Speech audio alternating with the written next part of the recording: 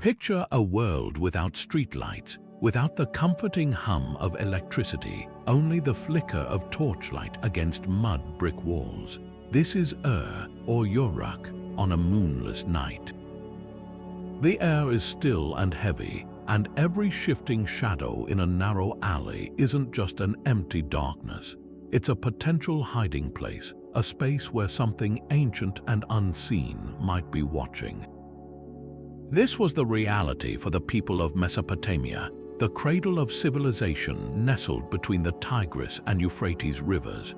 Their world, for all its burgeoning humanity and grand ziggurats reaching for the heavens, was also a world alive with peril, a landscape where the boundary between the seen and the unseen was terrifyingly thin. They lived with a profound understanding that the night was not empty, it was occupied. It's from this fertile ground of awe and dread that the very first monsters were born. Long before the gods of Olympus cast their shadows or the creatures of Norse sagas roamed frozen lands, the imaginations of the Sumerians, Akkadians, and Babylonians were giving form to the primordial fears of humankind. This is the bedrock, the original source code for nearly every demon, beast, and legendary creature that would later haunt global mythology. The stories carved into their clay tablets are our oldest records of humanity trying to name the nameless, to understand the chaos that lurked just beyond the firelight. We are about to journey into that ancient darkness and light, to meet the pantheon of nightmares and wonders that defined a civilization. We will encounter gods of terrifying power whose very words could shape destinies, and demons so malevolent they were blamed for every misfortune, from a sudden illness to a failed harvest.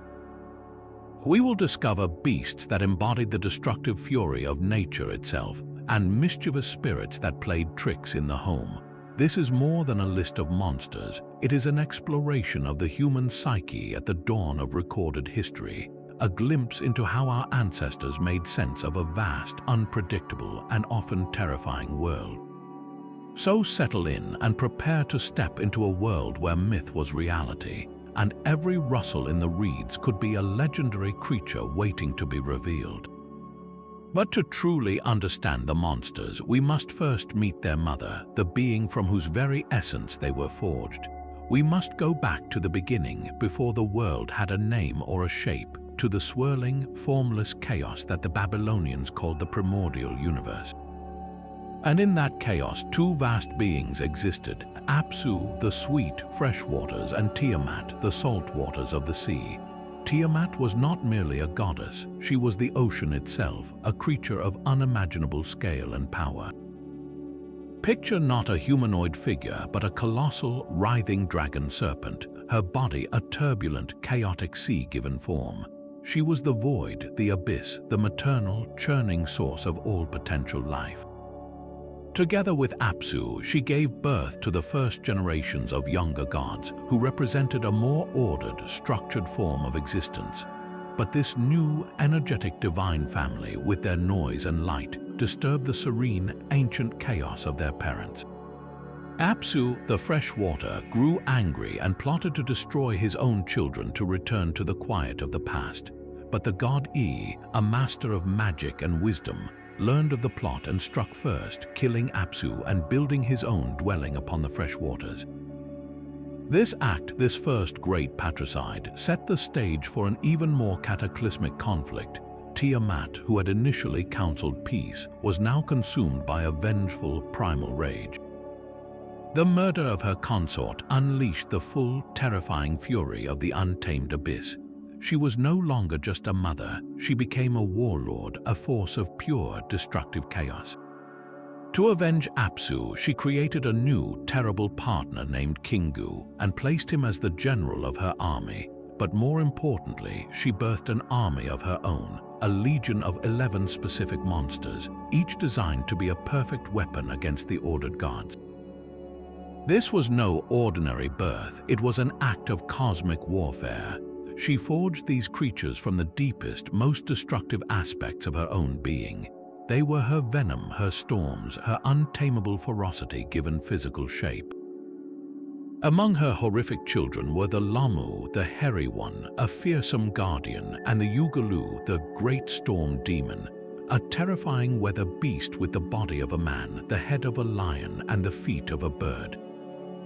She created the massive, rabid Rabisu, a lurker in dark corners, and the scorpion man, Gallu, a hybrid of immense strength. Most fearsome of all were perhaps the Lamashtu, the furious serpent, a dragon-like creature that would later become a symbol of mighty gods, and the massive, horned serpent Edimmu. This legion was Tiamat's answer to the New World, a declaration that the old chaos would not go quietly. It was this act that cemented her role in mythology as the ultimate mother of monsters. Every creature of nightmare that would follow in Mesopotamian lore could trace its lineage back to this original, vengeful creation. Her army was so terrifying that none of the elder gods dared to face her. The world stood on the brink of being unmade, devoured back into the primordial sea from which it came. The fate of existence itself hinged on one of the younger generation, the storm god Marduk, who agreed to confront Tiamat on the condition that he be granted supreme kingship over all the gods if he succeeded. What followed was the defining battle of the Enuma Elish. Marduk, armed with his hurricanes, his invincible weapon, and a net crafted by the wind, rode his storm chariot into combat against the dragon of the sea. He challenged Tiamat to single combat, and as she opened her massive jaws to consume him, he forced the evil winds into her belly, distending her and holding her mouth agape. He then shot an arrow down her throat, piercing her heart and splitting her in two. The roar of her death cry must have shaken the foundations of the cosmos. But her end was also a new beginning. With the primordial mother of chaos slain, Marduk set about creating the world we know from the pieces of her colossal body. He stood upon one half of her carcass and raised the other half to form the dome of the sky, imprisoning her waters above the firmament. From her eyes, he caused the Tigris and Euphrates rivers to flow. Her tail became the path of the Milky Way, and her crushed bones formed the mountains. The very earth and the starry heavens were crafted from the corpse of the first and greatest monster. So Tiamat's legacy is one of profound duality. She is the source of all life and the source of all monstrous terror. She is the creative, maternal sea and the destructive, vengeful dragon. Her story explains not only how the world was made, but why it is a place of both order and chaos, of safety and inherent danger. Every shadow that held a Rabisu, every storm that embodied the Utukku, was a reminder that the world was built upon a defeated but never forgotten primordial power. And so, with the primordial mother of chaos slain and her monstrous army scattered, the cosmic order seemed secured under Marduk's new reign.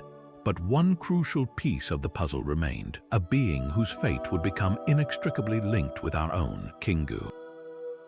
He was more than just Tiamat's general. He was her chosen consort, elevated from the ranks of her own children to stand at her side in her war against the gods.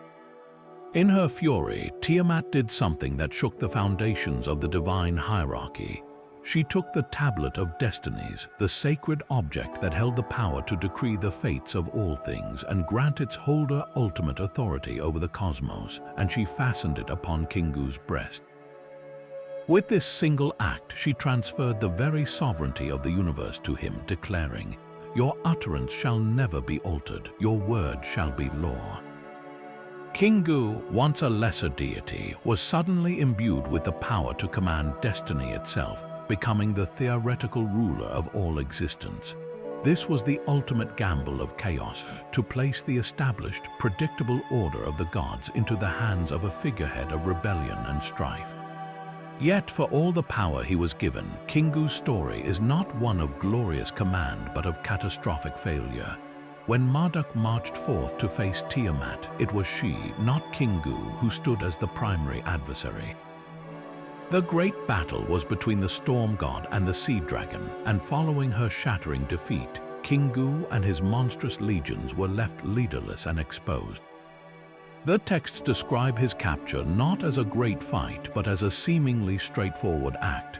Marduk apprehended him, stripped the tablet of destinies from his body, and sealed his own authority by taking possession of the cosmic decree for himself. Kingu was then bound and dragged before the assembled gods, not as a fallen general, but as the ultimate scapegoat, the one held primarily responsible for inciting the Great Rebellion. His sentence was death, but in the rich symbolic world of Mesopotamian myth, death is rarely an end. It is often a transformation, a raw material for a new creation. The gods, now firmly established in their new, ordered world under Marduk, faced a practical problem. They had a universe to run, with cities to build and canals to dig, but this was arduous, endless labor. They grew tired of the toil, and so they sought a solution, a new being that could take on this burden. It was the clever god E, the same who had slain Apsu, who proposed a plan of profound and chilling ingenuity. He suggested that a god must be sacrificed, one who had instigated the war, and that from his blood a new race of servants should be created. The chosen god was Kingu. He was executed, and from his divine blood, mixed with clay, E and the mother goddess Mami pinched off material to fashion the first human beings. This origin story carries a staggering weight of irony that resonates across millennia. Humanity, in its very essence, is not born from the purity of a benevolent creator, but from the condemned substance of rebellion itself. Our flesh and blood are literally animated by the essence of the defeated commander of chaos. This explains so much about the Mesopotamian view of human nature. It accounts for our inherent capacity for both toil and rebellion, for our divine spark alongside our mortal limitations. We are, according to this ancient logic, forever tied to that original sin of cosmic insurrection. We bear the mark of the monster within us, which is why we must spend our lives in service to the gods, atoning for the crime of our progenitor through our labor. Our existence is both a punishment for Kingu's treason and the very means by which the gods maintain their comfortable order. So, the next time you feel a surge of defiance against the established order, or a deep, weary frustration with the daily grind, remember the ancient Mesopotamian belief. They would have understood it perfectly. That spark of rebellion and the burden of toil are two sides of the same coin, forged in the moment a god was slain so that we could be born from his blood, forever connecting humanity to the chaotic, monstrous heart of a defeated world. These 11 creatures were far more than mere soldiers. They were living embodiments of Tiamat's wrath, each a unique and terrifying fusion of animal ferocity, elemental power, and divine malice. The first among them was the Lamashtu, whose name translates fittingly to the furious serpent. This was no ordinary dragon. Imagine a creature covered in glistening scales, its powerful body propelled forward by the muscular hind legs of an eagle, ending in razor-sharp talons. From its chest sprang the forelegs of a lion, and its long, undulating neck was crowned with a serpentine head, a horned, viper-like visage with a flickering, forked tongue and eyes that burned with ancient hatred. It was a living storm of claws, venom, and primordial fury, a creature so formidable that it would later be tamed and become the symbolic steed of Marduk himself, a testament to its immense power. Then came the Gallu, known as the Great Storm Demon. This being walked upright like a man but possessed the fearsome head of a snarling lion, its mane seeming to writhe with the very winds of the tempest. Its feet, however, were the curved, grasping talons of a bird of prey, allowing it to descend from the skies or cling to rooftops, a personification of the destructive gales that could tear apart a city. Alongside it slithered the Pazuzu, a great serpent of monstrous proportions, often depicted with two forward curving horns and a beard, symbolizing its ancient divine nature. It was a creature of the earth and the underworld, its coiled form capable of crushing mountains. Its close relative, the Mushmahu, or the exalted serpent, was another dragon-like horror, a beast of such legendary dread that its name became synonymous with overwhelming serpentine power. Breaking from the reptilian forms was the Lammu, the hairy one. Often portrayed as a powerful, heroic, yet wild figure, the Lammu was distinguished by its 6 tightly coiled curls of hair and a thick, flowing beard. It was a guardian, a fierce warrior of the deep, representing the untamed, chaotic strength of the primal waters from which it sprang. Another leonine terror was the Edimmu, whose name means the mad lion or raging lion. This creature was a chaotic hybrid, often shown with the body of a man and the head of a lion, consumed by an uncontrollable, rabid fury that made it utterly unpredictable and devastating on the battlefield. One of the most iconic and fearsome of Tiamat's brood was the Gallu, the Scorpion Man. A true chimera of nightmare, it possessed the towering, muscular body of a man from the waist up, and the segmented, armored tail and powerful pincers of a giant scorpion from the waist down. These beings were not just mindless brutes, they were often depicted as wise guardians of sacred spaces, particularly the gates of the sun god Shamash at the mountains where the sun rose and set, making them wardens of the boundaries between the known world and the terrifying unknown. From the depths came the Akkad, the fishman. This entity, with the head and torso of a man and the tail of a fish, represented the hidden, often malevolent life of the watery abyss. It was a reminder that Tiamat's domain extended to every river, marsh, and the vast, unknowable ocean. The Utukku, or bullman, embodied brute, untamed physical strength. This massive creature, with the powerful body of a man and the head, and sometimes the legs of a wild bull, was a walking earthquake, a force of pure, crushing power that could shatter fortifications with its charge. And finally, perhaps the most insidious of them all was the Rabisu. Its name means the lurker, and it was less a physical combatant and more a spectral predator. This vampire-like demon inhabited dark, forgotten places, shadowy corners, empty alleyways, the spaces beneath beds. It was the embodiment of the sudden chill down the spine, the feeling of being watched in an empty room, the unseen presence that waits in ambush. It fed on the fear and the very life force of the unwary. Together, this horrific legion formed a perfect army for a war against cosmic order. They represented every domain, the sky with the Gallu, the earth with the serpents and the bullman, the waters with the fishman, and the very shadows with the Rabisu. They were a comprehensive assault on reality itself, each monster a specialized tool designed to dismantle the structures of the younger gods. They were not just beasts, they were the weapons of a creator-turned-destroyer, the ultimate expression of a chaotic will that refused to be silenced, forging a pantheon of nightmares that would haunt the human imagination for thousands of years. Yet for all their cosmic terror, Tiamat's monstrous children were not the only threats to the divine order.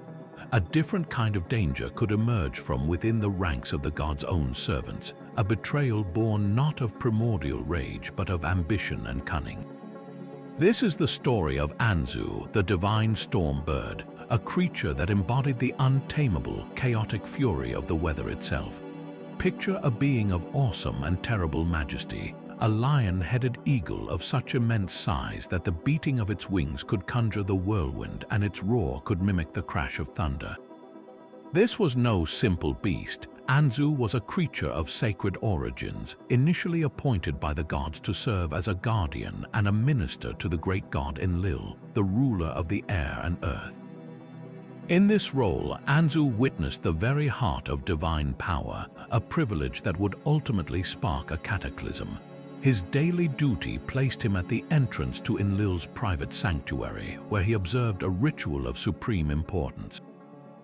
Each day, Enlil would remove his sacred regalia, including the luminous tablet of destinies, to wash in the pure waters. The tablet was no mere object, it was the cosmological control panel for the universe, the source of all divine authority. It held the power to decree the fates of gods and mortals alike, and whoever possessed it held ultimate command over the cosmos. For Anzu, a being of immense power yet subordinate status, the temptation became unbearable. To watch this ultimate power be set aside, even for a moment, ignited a fire of rebellion in his heart. He coveted the authority it represented, the chance to no longer serve but to command. So, one fateful day, as Enlil undressed for his ablutions, Anzu saw his moment. With a speed born of the storm he personified, he snatched the tablet of destinies and fled. The effect was instantaneous and catastrophic. The moment the tablet left Enlil's possession, the divine me, the fundamental decrees that maintained all aspects of civilization and natural law, ceased to function. The world was plunged into a profound and silent disorder. The rivers ceased their flow, the winds fell still, the fire would not burn, and the spoken word lost its meaning. It was a cosmic paralysis, a universe put on pause because the source of its operating commands had been stolen. The gods were thrown into a panic, gathering in council, their radiance dimmed by fear. They knew that without the tablet, their reign was over and chaos would reign supreme. But who could possibly challenge the thief? Anzu, now in possession of the Tablet of Destinies, was not just a powerful monster, he was a god with the ultimate weapon. He had absorbed the tablet's power, making him virtually invincible. His storm abilities were magnified to a cosmic scale. He could breathe fire and water, summoning hurricanes and deluges at will. The first god to volunteer for the task was Akkad, the god of storms and rain. It seemed a logical choice, pitting one storm deity against another. But when Akkad faced Anzu, his own weapons were turned against him. The very winds and rains he commanded were now under Anzu's control, and he was forced to retreat in defeat. Next, the god sent Jera, the god of fire, thinking his purifying flames could incinerate the usurper. Yet, Anzu simply summoned a torrential downpour from his own essence, extinguishing Jera's attacks and driving him back. One by one, the major deities tried and failed, their specialized powers rendered useless against the all-encompassing authority Anzu now wielded. The situation seemed hopeless until the god of wisdom and magic, devised a cunning plan. He identified a young, heroic god who possessed not just raw power, but also the strategic mind and relentless determination needed for such a fight. Ninurta, the god of war and agriculture, the son of Enlil. He instructed Ninurta not to engage in a direct contest of elemental forces, but to use trickery and precision. He told Ninurta to tamper with the very winds that gave Anzu flight, to fill the feathers of his wings with dust and clay, grounding the colossal bird. The epic battle that followed was a spectacle of divine warfare. Ninurta rode into the fray on his storm chariot, loosing a hail of arrows at the great bird. Anzu, soaring high, unleashed his fury, breathing gouts of fire and tidal waves of water. But Ninurta, following E's advice, commanded the southern wind to carry clouds of dust into Anzu's pinions. The soil and grit clogged the storm bird's feathers, weighing him down, disrupting the perfect aerodynamics that were his birthright. As Anzu struggled, his flight becoming labored and erratic, Ninurta saw his opening. He drew his bow one final time and let loose an arrow that struck true, piercing Anzu's heart. The great lion-headed eagle fell from the sky, his reign of chaos ending with a thunderous impact. Ninurta recovered the Tablet of Destinies and returned it to his father, Enlil, restoring the flow of fate and order to the universe. For this incredible feat, Ninurta was celebrated as a supreme hero, his name exalted above all others for a time. The myth of Anzu is so much more than a simple monster-slaying tale. It is a profound commentary on the nature of power, authority, and rebellion. Anzu represents the danger of the insider threat, the trusted servant who, upon witnessing the privileges of the master, decides to seize power for himself. He is the embodiment of the chaotic, disruptive power of storms, a force that is necessary for the world, but which, when unchecked, can bring everything to a standstill. His theft of the tablet symbolizes any act of rebellion that seeks to overturn the established order, a theme that resonates from ancient palaces to modern boardrooms. And Ninurta's victory, achieved not by overwhelming force but by wisdom and a clever understanding of his enemy's weaknesses, teaches a timeless lesson that true heroism often lies in strategy and intellect, not just brute strength. But while the great cosmic struggles of gods and monsters shaped the universe, the people of Mesopotamia faced more immediate and personal horrors, demonic threats that crept into their homes and threatened their most vulnerable. Among these, no entity was more feared than the female demon Lamashtu. She was the antithesis of all things nurturing, a predator targeting pregnant women, mothers, and newborn infants.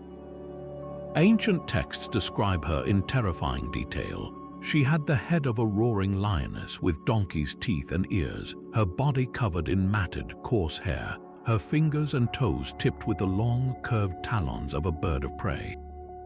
She was often depicted standing on a donkey, holding a double-headed serpent in each hand, while she suckled a pig and a dog at her breast. This grotesque imagery was a deliberate perversion of motherhood, signaling her intent to harm, not nurture.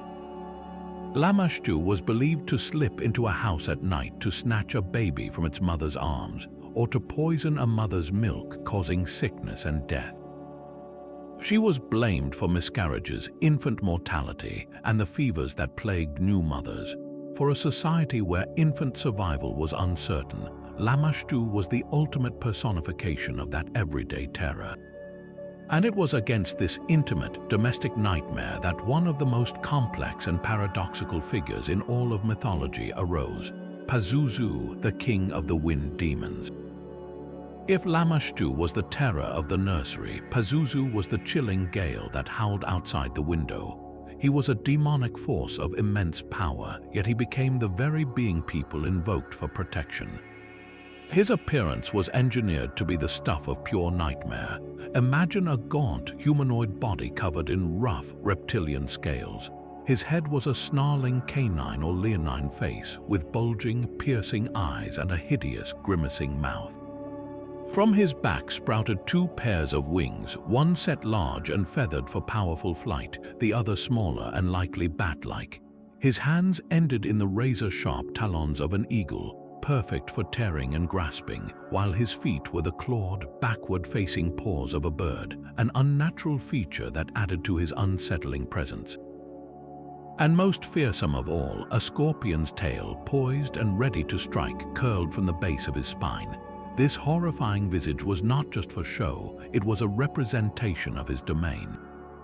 Pazuzu was the personification of the destructive southwestern wind, the wind that brought the scorching heat of the desert, the locust swarms that devoured crops, and the famines and pestilence that could decimate entire regions. He was a bringer of sickness and drought, a demon whose very breath was a miasma of disease. Yet, this same destructive power is what made him the perfect adversary for Lamashtu. In the intricate logic of Mesopotamian belief, one powerful evil could be enlisted to drive out another. This is where Pazuzu's role becomes fascinatingly dual. Despite his own malevolent nature, he was often called upon as a protective force, specifically to combat the threat of his rival. The myths tell of a great enmity between them, and this rivalry was harnessed by the people. They would craft amulets made of bronze or stone, bearing the likeness of Pazuzu's fearsome head.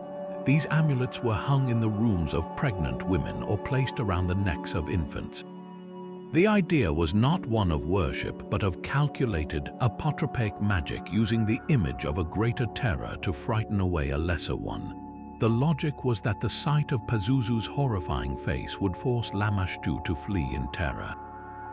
There are even incantations where Pazuzu is directly addressed, not as a deity to be praised, but as a powerful force to be bargained with. One might say, "I am Pazuzu, son of the god Hanbu, king of the evil wind demons. I have ascended the mighty mountains and shaken them. I am the one who drives away the malicious Lamashtu back to the underworld." This makes Pazuzu a figure of profound contradiction. He is a demon who protects, a bringer of pestilence who wards off another kind of plague. He represents the harsh understanding that sometimes survival means harnessing a dangerous power to counter an immediate threat. He is the violent storm that, while destructive, also clears the air of a lurking, insidious evil. His enduring legacy is a testament to the complex and pragmatic relationship the Mesopotamians had with the terrifying spiritual world they inhabited, a world where even a king of demons could have a role to play in safeguarding the fragile light of human life. Yet, even after invoking the formidable Pazuzu to guard their homes, the people of Mesopotamia knew that one of the most relentless threats required its own specialized, desperate form of defense. This was the domain of Lamashtu, a demoness whose evil was so personal and targeted that her name alone could evoke a shudder of dread. While Pazuzu represented the chaotic forces of nature, Lamashtu embodied a far more intimate terror, a perversion of the sacred acts of childbirth and motherhood. Her very appearance, meticulously detailed on protective amulets and in incantations, was a carefully crafted portrait of menace. She was a horrifying hybrid creature designed to be unmistakably monstrous. Atop her body sat the ferocious head of a lioness, its mouth forever frozen in a silent roar. But from this bestial head grew the long, unmistakable ears of a donkey, and when her maw opened, it was not with feline fangs, but with the coarse, grinding teeth of the same beast of burden. Her body was covered not in skin, but in a pelt of thick, matted hair, and her hands, the very instruments of her theft, were perpetually stained with the blood of her victims, ending in the long, curved talons of a bird of prey, perfect for snatching. Perhaps the most chilling depictions show her standing upright upon the back of a donkey, a symbol of her lowly and malevolent nature. In each hand, she grips a writhing, double-headed serpent, and in a grotesque mockery of a mother's most tender act, she is often shown suckling a pig at one breast and a dog at the other. This entire visage was a calculated inversion of everything good and nurturing. She was the anti-mother, a predator who targeted the family at its most vulnerable point. Her malicious activities were as specific as her appearance was horrifying. Lamashtu was not a demon of grand, cosmic destruction. She was a specter in the bedchamber, a poison in the nursery. She was blamed for the most heartbreaking of tragedies. It was believed she could slink into a house at night to steal an infant directly from its sleeping mother's arms. Or worse, she would snatch the unborn child from the womb, causing miscarriage and stillbirth. She poisoned the milk of nursing mothers and was the cause of the fevers and infections that could claim a new mother's life. But her evil did not stop with women and children. She was also said to stalk men as they slept, drinking their blood and siphoning away their strength and vitality. She gnawed on bones and spread disease wherever she walked.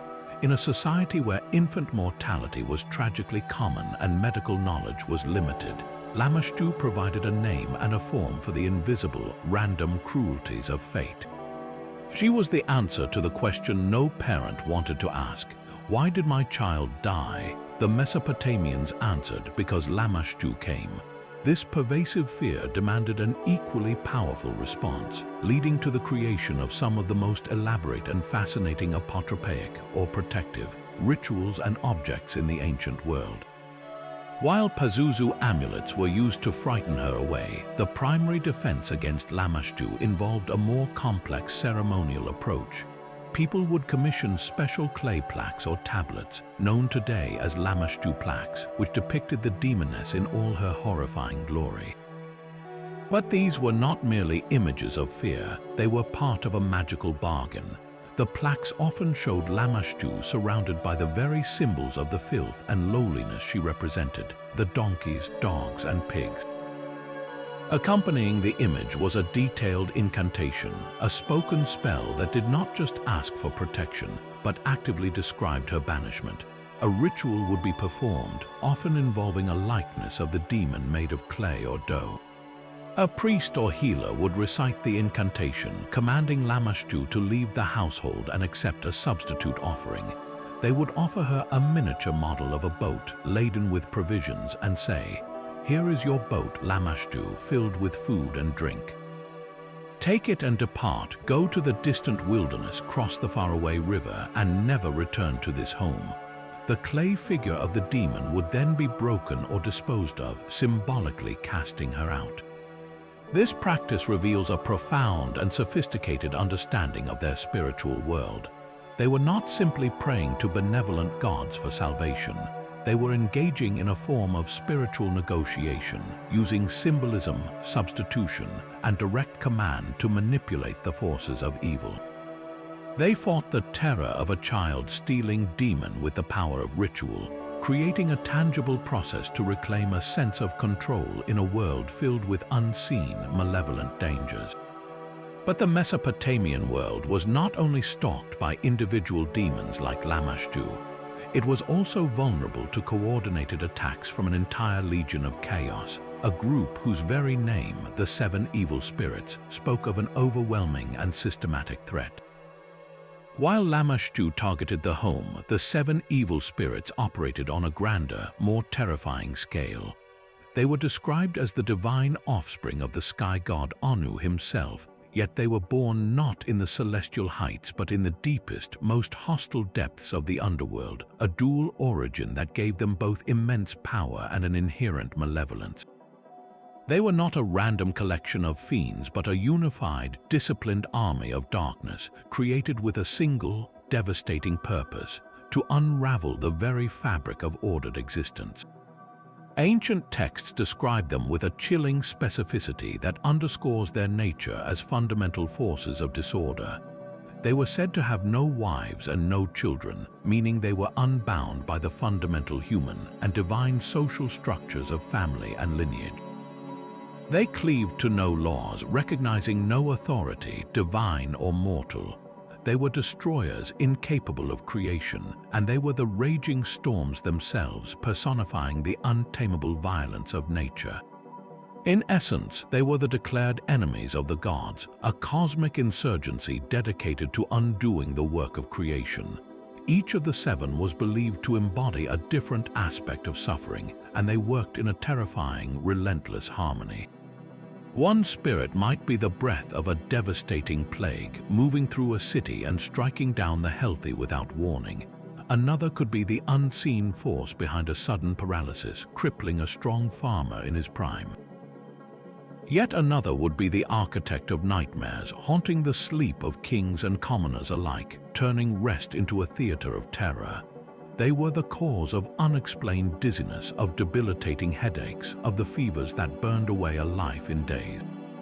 They could shatter families by inciting irrational rage or deep, unshakable despair. In a world without modern medicine, these spirits provided a framework for understanding the myriad of illnesses and personal misfortunes that seemed to strike from nowhere. They were the answer to the question of why one person would sicken and die while their neighbor remained healthy. The spirits had simply chosen their victim. They operated as a kind of malevolent bureaucracy of suffering, each with a specialized portfolio of misery, yet all working in concert to ensure that human life was perpetually balanced on the edge of chaos. To confront such a pervasive threat, the people and priests of Mesopotamia developed complex and powerful counter-rituals, primarily centered on the figure of the Ashappu or exorcist. This was not a simple priest. The Ashappu was a combination of doctor, scholar, and magical specialist, a master of the written word and the spoken incantation. His toolkit was not one of medicine, but of clay tablets inscribed with ancient spells, sacred herbs, and pure water for ritual cleansing. When a person was believed to be under assault by the seven, the Ashappu would be summoned to perform an elaborate ceremony known as the Nambabai, a rite of undoing and prevention. The ritual was a dramatic, spiritual battle. The exorcist would create figurines representing the evil spirits, often from easily destructible materials like dough or tallow. He would then recite long, formulaic incantations directly addressing the spirits, naming them, and exposing their chaotic nature. A typical incantation might proclaim, "They are seven, in the depths of the ocean they are seven, radiating from the ocean depths they are seven." This repetition was a magical act in itself, asserting control over the demons by demonstrating perfect knowledge of their identity and origin. The exorcist, acting as an agent of the gods of order, would then command the spirits to depart, often using a symbolic act like breaking the figurines, burning them, or casting them into a river to be carried away to the underworld. This entire process was a profound psychological and communal defense mechanism. It gave a name and a structure to the formless anxieties of life, and it provided a tangible, actionable process for fighting back. It transformed a passive victim of misfortune into an active participant in a cosmic struggle, restoring a sense of agency in a world that often felt terrifyingly arbitrary. The legacy of the 7 evil spirits, therefore, is not just one of fear, but also one of human resilience. They represent the ancient mind's attempt to systematize chaos, and in doing so, to find a way to confront it, a testament to the enduring human need to fight back against the darkness, no matter how many forms it takes. Yet even the coordinated terror of the 7 evil spirits could not compare to the finality of a particular class of demon, those whose authority came directly from the ultimate, unchangeable destination, the underworld itself. These were the Gallu demons, the pitiless enforcers of the realm known as Kur, a bleak and joyless domain ruled by the summer queen Ereshkigal and her formidable consort, the war and plague god Nergal. Unlike the chaotic spirits that roamed the earth causing random misfortune, the Gallu were bureaucrats of death, official agents of the netherworld with a single, chilling mandate: to retrieve those whose time had come and ensure they never escaped the land of no return. Imagine them not as beasts of a specific shape, but as entities of pure, menacing shadow, their forms shifting and indistinct, yet radiating an aura of absolute dread. They were the personification of the grave's cold grasp, the certainty that once chosen, there was no appeal. Their presence was often signaled by an unnatural chill, a darkness that moved against the wind, and the faint metallic scent of dust and decay. They served as the relentless police force of the afterlife, and their most famous appearance reveals the stark, unforgiving logic they embodied in the myth of the great goddess Inanna's descent. In this pivotal story, Inanna, the Queen of Heaven, makes the fateful decision to journey into the underworld, perhaps to challenge her sister Ereshkigal's power.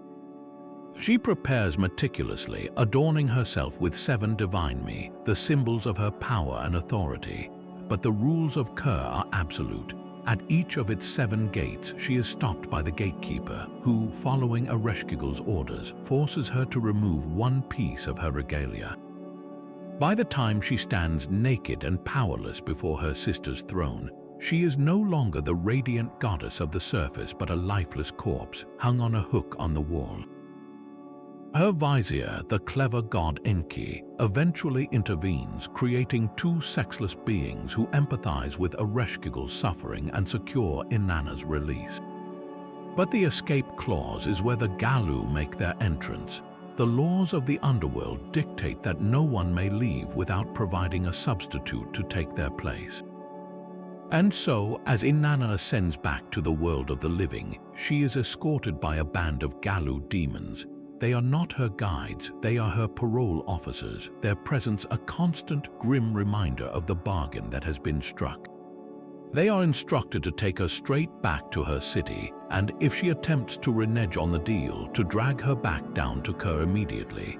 The tragedy unfolds when Inanna returns to find her consort, the shepherd god Dumuzi, not mourning her disappearance, but sitting upon her throne, clad in fine robes and celebrating his own apparent rise to power. Enraged, Inanna turns her gaze upon him and utters the fateful words, "Take him away." The Gallu, who had been waiting with the patience of vultures, immediately seize Dumuzi.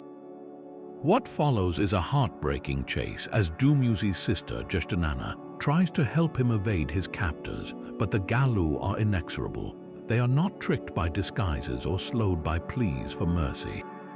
They are the embodiment of an unchangeable decree, and they eventually catch Dumuzi, dragging him down to the underworld to serve as Inanna's substitute. This myth powerfully illustrates the core nature of the Gallu. They are not evil in the sense of being chaotic or spiteful. they are lawful neutral to an extreme degree. They execute the orders of the Underworld's rulers without question, pity, or the capacity for negotiation. Their unyielding nature highlights a central, sobering theme in Mesopotamian belief. The cosmos operates on a strict system of balance and debt. A life for a life. Even a goddess could not cheat death without someone else paying the ultimate price, and the Gallu were the agents who ensured the books were always balanced. They were the shadow that fell across every life, the reminder that every joy was temporary and that the cold, administrative hand of the Underworld was always waiting to settle its accounts. This ethereal boundary between our world and the next was guarded by some of the most iconic figures to emerge from ancient Mesopotamia, beings whose very presence was meant to inspire both awe and a sense of security, the great Sheddu and Lamashtu.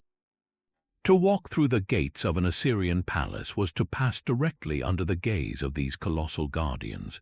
Carved from immense blocks of alabaster or limestone, they stood as towering hybrids of immense power and watchful intelligence.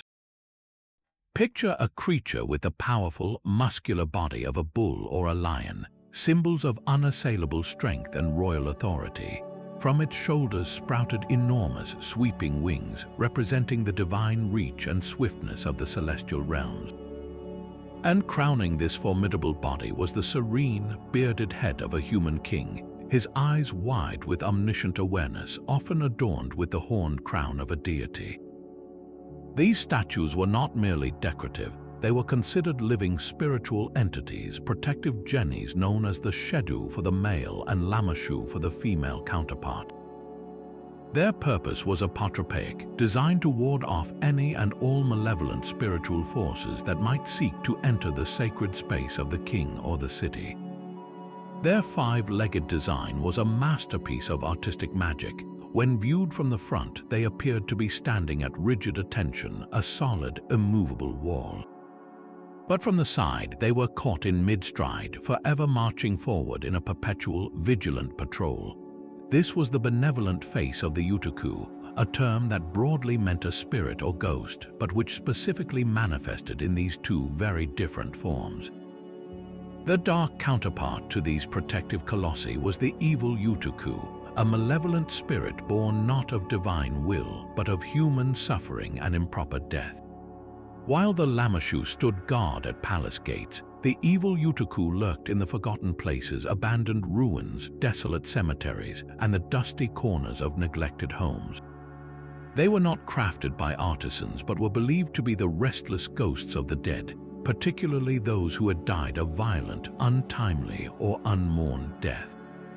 A person who drowned in the river, a soldier left unburied on a distant battlefield, or an individual who died without children to perform the essential funerary rites, these souls were thought to be at high risk of becoming a vengeful Utukku. Denied the peace of the underworld and the regular offerings of food and drink that sustained the benevolent ancestors, these spirits would be forced to wander the earth, consumed by envy and hatred for the living. Their torment was not random cruelty, but a desperate, bitter attempt to sate their own eternal hunger and thirst.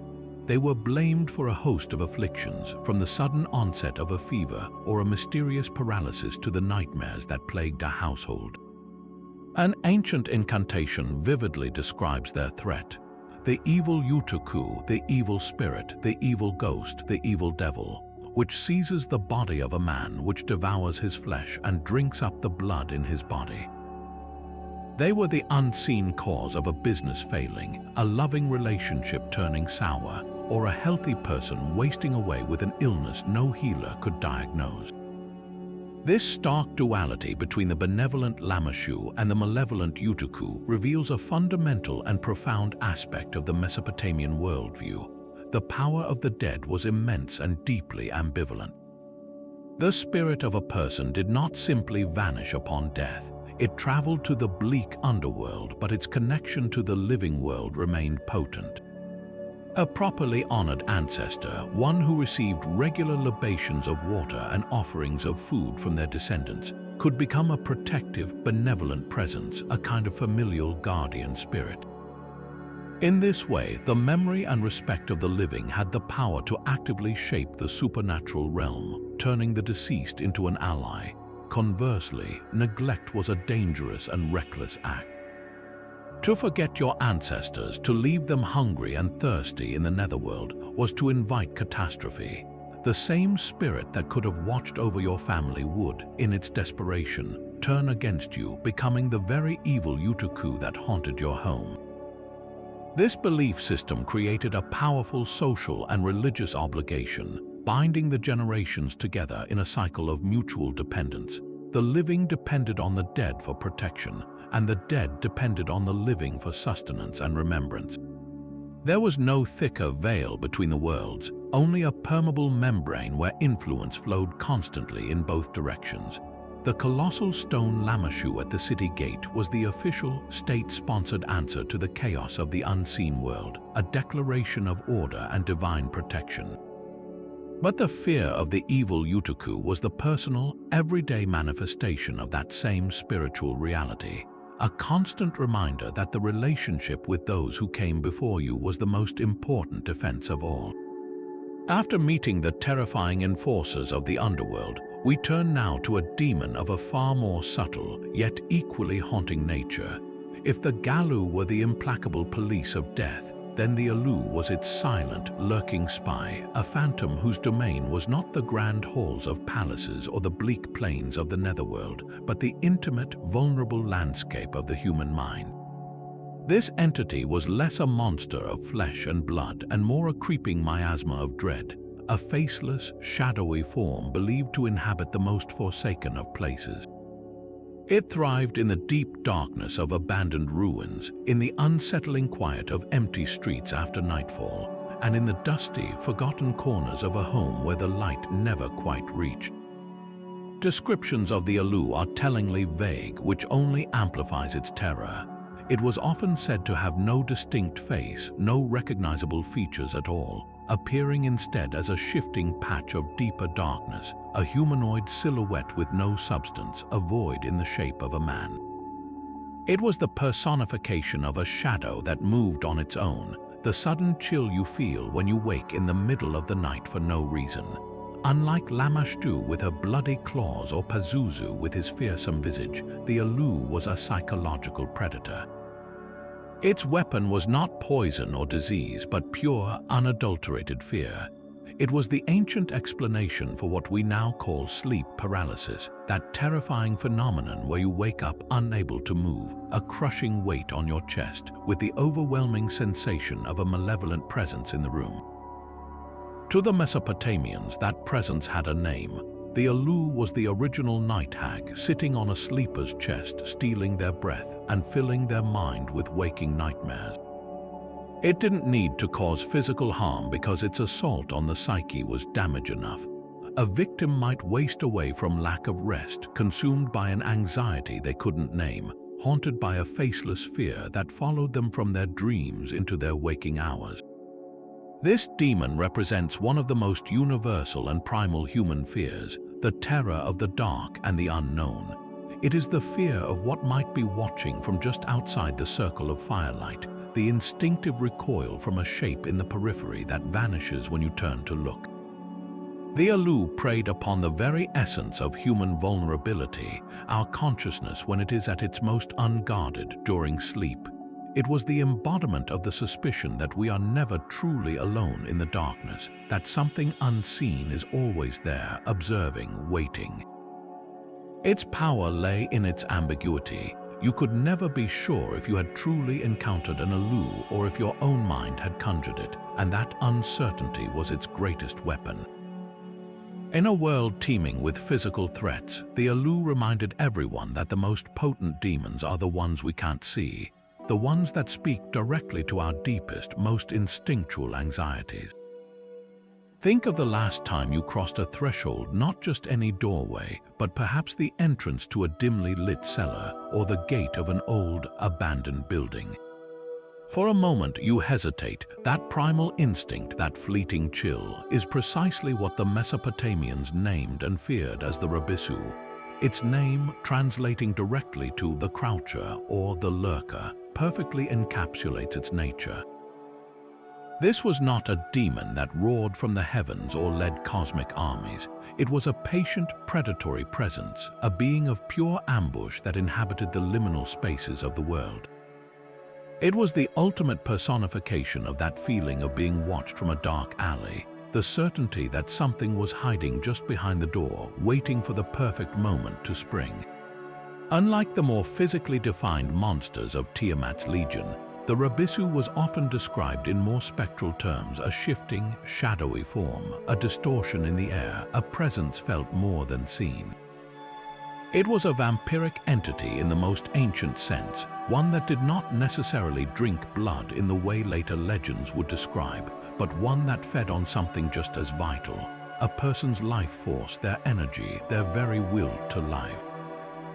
It would attach itself to a victim, draining them slowly, leaving them plagued by a profound and inexplicable lethargy, a weakness in the limbs, and a cloudiness of the mind that no physician could cure.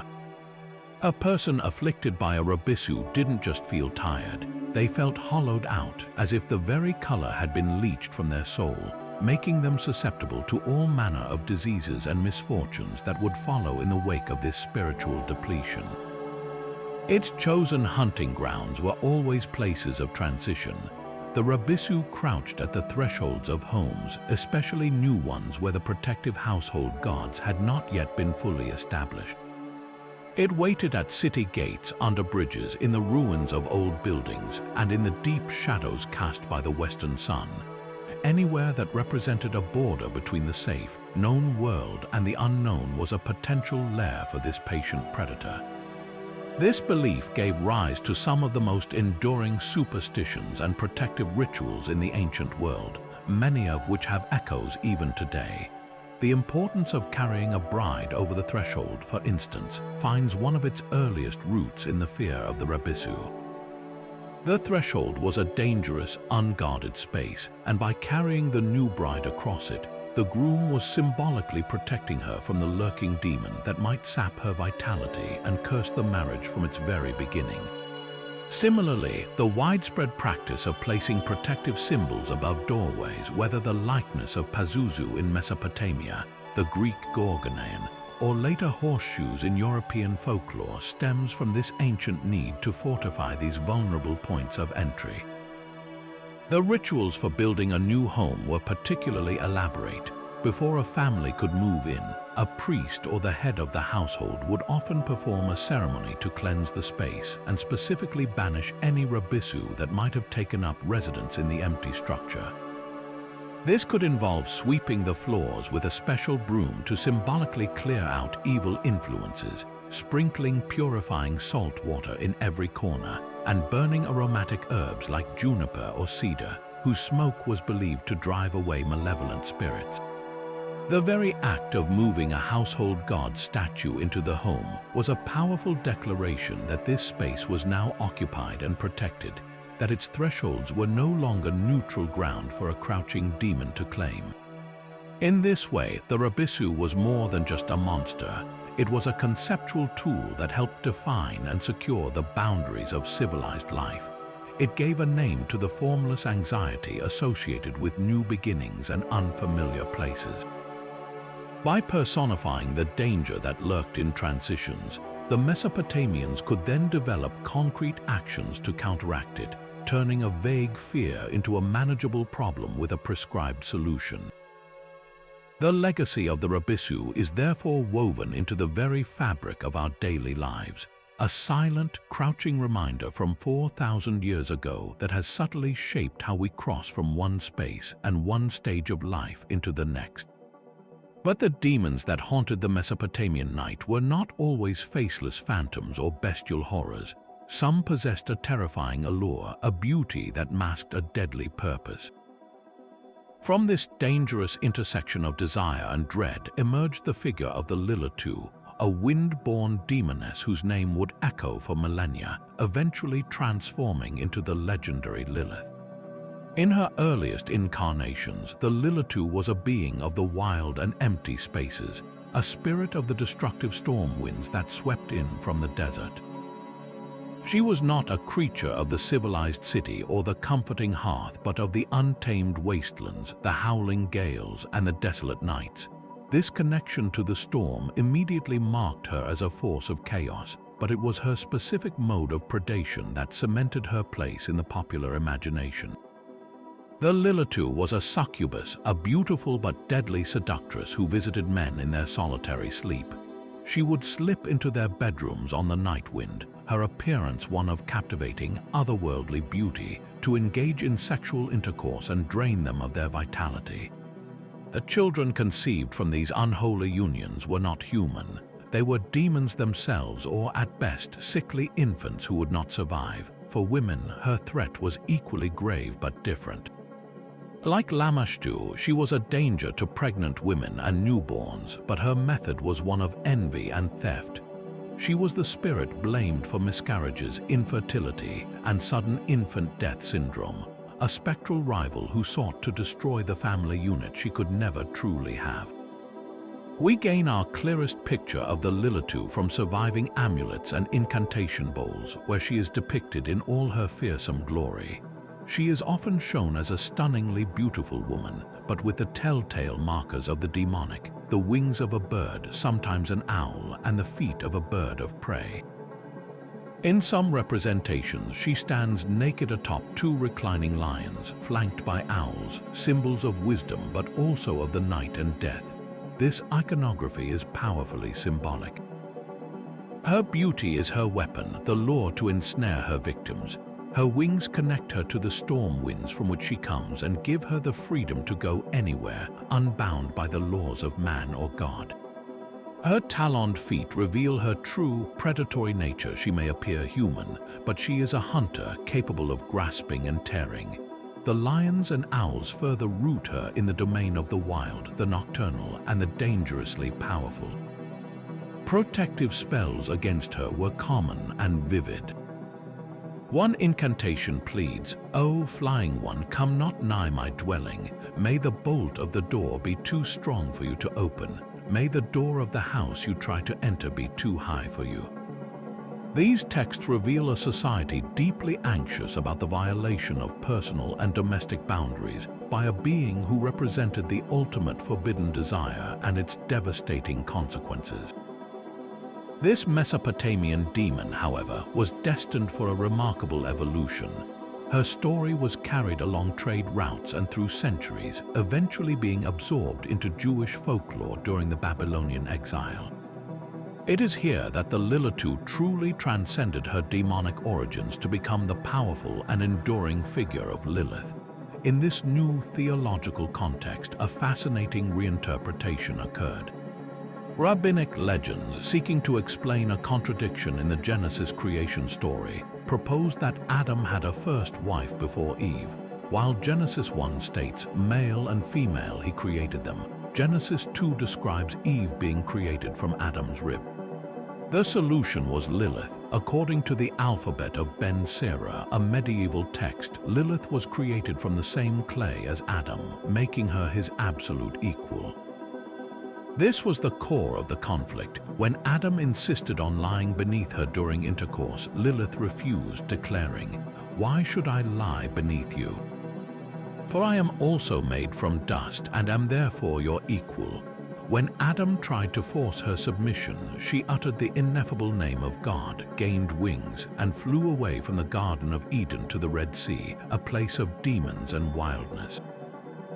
God sent 3 angels, Senoi, Sansonoi, and Semangaloft, to retrieve her, threatening to drown her in the sea if she did not return. But Lilith, defiant to the end, refused. She made a terrifying bargain.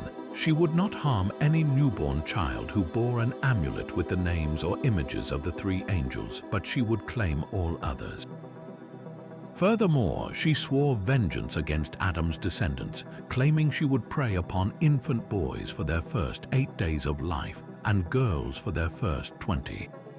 This transformation is profound. The Mesopotamian Lilitu, a dangerous storm demon, was reimagined as a theological symbol of radical independence and rebellion against patriarchal authority. Lilith's refusal to be subservient was not just a marital dispute. it was a challenge to the entire divinely ordained order. Her flight from Eden was an act of self-determination, a choice of freedom in the wilderness over subjugation in paradise. In doing so, she came to embody every ancient fear of the autonomous, sexually aware, and powerful woman. She was the independent widow, the sorceress, the prostitute, the woman who existed outside of and threatened the traditional family structure. Her legend served as a cautionary tale, explaining the very real dangers of childbirth and infant mortality, while simultaneously demonizing female sexuality that was not strictly controlled and procreative. The legacy of Lilith is therefore one of stunning complexity. She is both a monster and a feminist icon, a child-killing demon and a symbol of unwavering equality. Her journey from a wind spirit in the Mesopotamian desert to a foundational figure in Western mythology demonstrates the incredible power of these ancient stories to adapt and endure, constantly reflecting and shaping humanity's deepest fears and most contentious values. Yet even with demons lurking at every threshold and seductive spirits haunting the night air, perhaps the most poignant and personal supernatural threat was the one born from the failures of the living towards their own kin. This was the realm of the Edimmu, the restless dead, a concept that reveals a profound and deeply human anxiety about memory, obligation, and the consequences of neglect.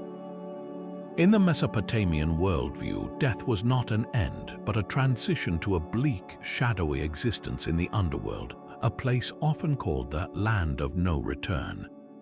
But this journey was not automatic or guaranteed. A spirit's ability to find peace and a semblance of comfort in that grey realm was entirely dependent on the actions of those they left behind. The Edimmu were the spirits of those who had been denied this essential care. They were the ghosts of individuals who died a violent, untimely, or otherwise improper death, a soldier whose body was left to rot on a distant battlefield, a traveler who drowned in the river and was never recovered, or a person who simply died without any surviving family to perform the necessary rites. Without a proper burial and without the regular offerings of food and drink, these souls were condemned to a terrible fate. They could not gain entry to the structured, if gloomy, society of the underworld. Instead, they were forced to wander the earth as hungry, thirsty, and bitter phantoms, trapped between the world of the living and the dead, their eternal suffering fueling a deep-seated envy and rage against those who still enjoyed the comforts of life. The misery of an Edimmu was not a private torment, it was a force that actively lashed out at the living. A restless ghost driven by its unending thirst and hunger would return to the places it once knew, haunting its former home or attaching itself to its living relatives. The afflictions they caused were both physical and psychological. They were blamed for a sudden, unexplained illness sweeping through a household, for a thriving business inexplicably failing, or for a string of misfortunates that seemed to plague a family. They could induce nightmares, depression, and a general sense of malaise. In many ways, their activity mirrors what we would today call poltergeist phenomena, unexplained noises, objects moving on their own, and a pervasive feeling of unease within a dwelling. An ancient incantation vividly describes their threat, pleading, "The evil spirit, the evil demon, the evil ghost, the evil devil, which seizes the body of a man, which devours his flesh and drinks up the blood in his body." This was not merely a metaphor. The Edimmu were believed to literally siphon the vitality from the living to temporarily sate their own eternal deprivations, leaving their victims weak, sickly, and drained of life force. This belief system provided a powerful explanation for the random cruelties of fate. If a family was struck by a series of tragedies, the question was not merely, "Why us?" but more specifically, "Which ancestor have we failed?" This pervasive fear created a powerful and non-negotiable social and religious obligation. The proper care for the dead was one of the most critical duties a Mesopotamian could perform, arguably as important as their duties to the gods. The rituals were specific and had to be performed meticulously. The most fundamental act was the kispu, a regular funerary offering ceremony. The family would gather and pour out libations of fresh, cool water for their deceased ancestors to drink in the scorching, arid underworld. They would also offer bread, beer, and other nourishing foods. By reciting the names of their dead relatives during these rituals, they kept their memory alive and affirmed the continuous bond between the generations. This was not a mere formality. It was seen as a literal transfer of sustenance. A well-remembered and well-fed ancestor could become a benevolent protective spirit, a guardian of the household who would intercede on behalf of the living. But a forgotten, thirsty ghost would inevitably become a malevolent Edimmu. This created a cyclical relationship of mutual dependence that bound society together across the veil of death.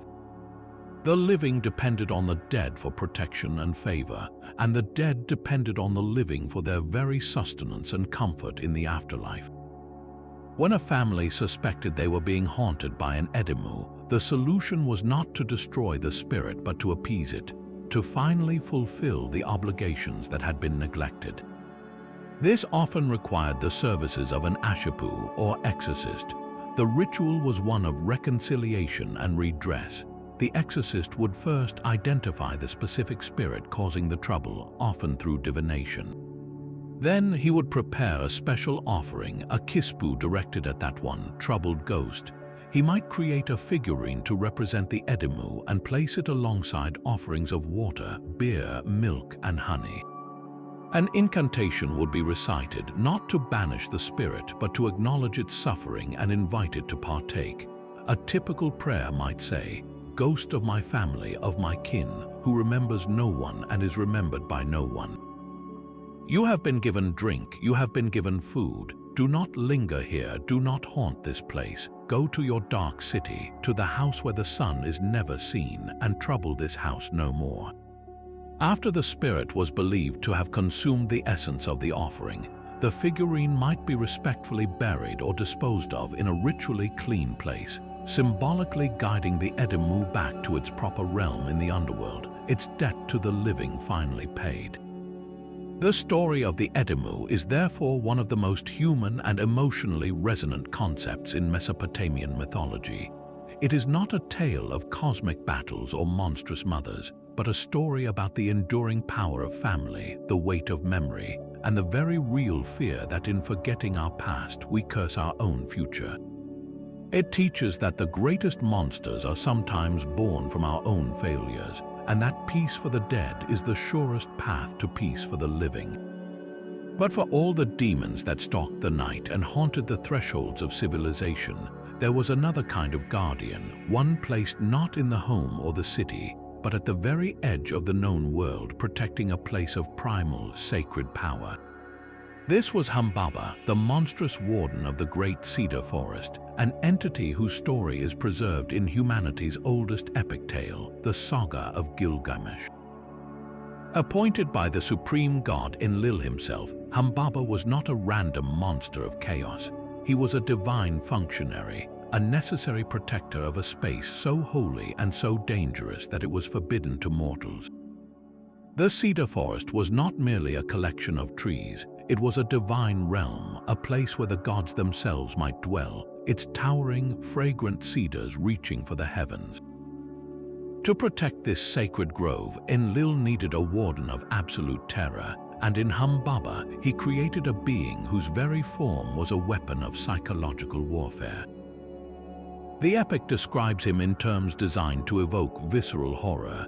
His face was not one of flesh and bone, but a grotesque mass of coiled, glistening intestines, a shifting, organic mask of death. His roar was not that of a beast, but the catastrophic boom of a raging flood, a sound that could shatter courage and bring men to their knees. His breath was the scorching heat of a furnace, and his mouth was declared to be the very jaws of death. He was cloaked in 7 layers of terrifying radiance, an aura of divine power that made him nearly invincible. He was, in essence, the embodiment of the untamed, forbidden wilderness, a force of nature given a voice and a terrifying purpose. It is against this divinely ordained guardian that the epic's heroes, Gilgamesh, the arrogant king of Uruk, and his wild companion Enkidu, set their sights. Their quest to slay Humbaba and claim the cedars was not born of necessity, but of a desire for eternal fame.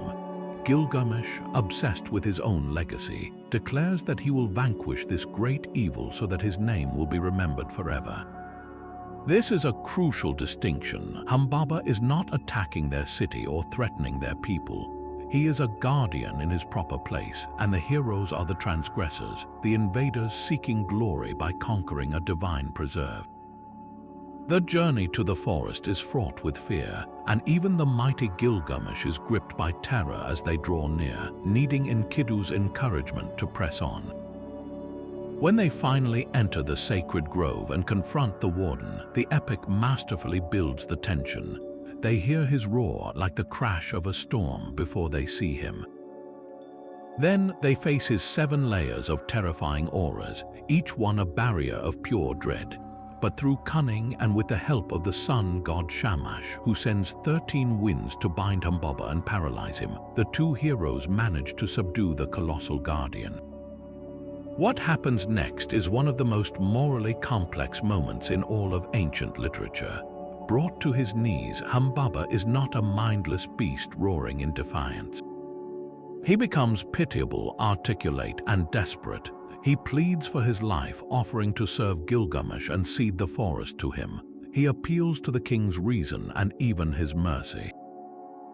In this moment, Humbaba transforms from a monstrous obstacle into a tragic figure, a loyal servant of the gods, facing execution at the hands of arrogant mortals.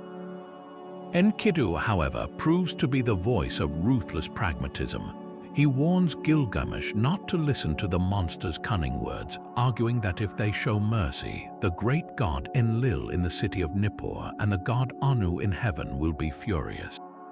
Enkidu insists they must finish the deed quickly before any divine intervention can save their prey. It is Enkidu who urges Gilgamesh to kill Humbaba, and it is Enkidu who, in some versions, delivers the final decapitating blow. The act is one of brutal triumph, but it is immediately shadowed by a profound unease. They have felled the sacred trees and slain a divine guardian, and as they stand victorious, the wrath of the gods begins to stir. The slaying of Humbaba is far more than a simple monster-slaying trope. It is a layered allegory for humanity's relationship with the natural world and the price of ambition. On one level, it represents the ancient drive to conquer wild nature, to clear the forests, to push back the unknown, and to harness the resources of the earth for human civilization. Gilgamesh and Enkidu are the prototypes of human progress, using their strength and wit to overcome a primal obstacle. Yet the epic is remarkably sophisticated in its critique of this very impulse. The death of Humbaba is not presented as an unambiguously glorious victory. The Guardian's pleas humanize him, revealing that the monster has a voice and a rightful place in the cosmic order. His death is a transgression, a violation of a boundary set by the gods themselves. The subsequent divine punishment, the decision by the gods that one of the 2 heroes must die for their hubris, which ultimately falls upon Enkidu, is the direct consequence of this act. The story suggests that the conquest of nature comes at a terrible cost, that in taming the wild, we lose something sacred and incur a debt that must be paid. Humbaba, therefore, stands as a powerful and complex symbol. He is the antagonist, yet he is also a loyal servant. He is a thing of terror, yet his death brings tragedy. He represents the wild world that must be faced and overcome for civilization to flourish. But his story is a timeless warning that such victories are not without profound moral and spiritual consequences, a lesson that echoes from the ancient cedar forest straight into our modern world. Standing before the colossal mountain range of Mashu, the hero Gilgamesh must have felt a profound sense of his own insignificance, for these were not ordinary peaks. They were the legendary twin mountains that held up the very dome of the sky, forming the immense gateway through which the sun god Shamash traveled each night. plunging the world into darkness before his glorious rebirth at dawn. Guarding this sacred cosmic threshold were beings whose appearance was the stuff of pure primordial nightmare, the Gertablalu, the scorpion beings. Imagine confronting a creature that stands as tall as a watchtower, its form a perfect, terrifying synthesis of the familiar and the monstrous. From the waist up, it possesses the powerful, muscular torso of a man, often depicted with the bearded, knowing face of a seasoned warrior.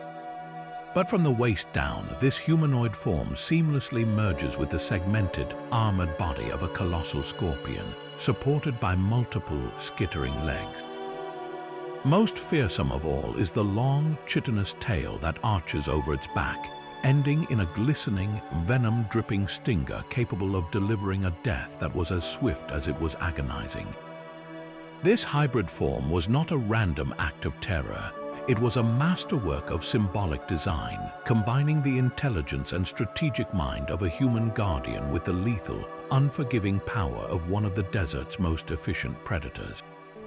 The Gertablalu were not, however, the chaotic, malevolent monsters one might expect.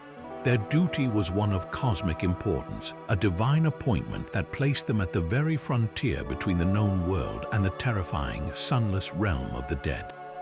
As Gilgamesh approaches, the epic describes how he shades his eyes from their terrifying radiance, a supernatural aura that marked them as more than mere beasts. They were celestial sentinels, and their primary function was to question any who dared approach this sacred passage.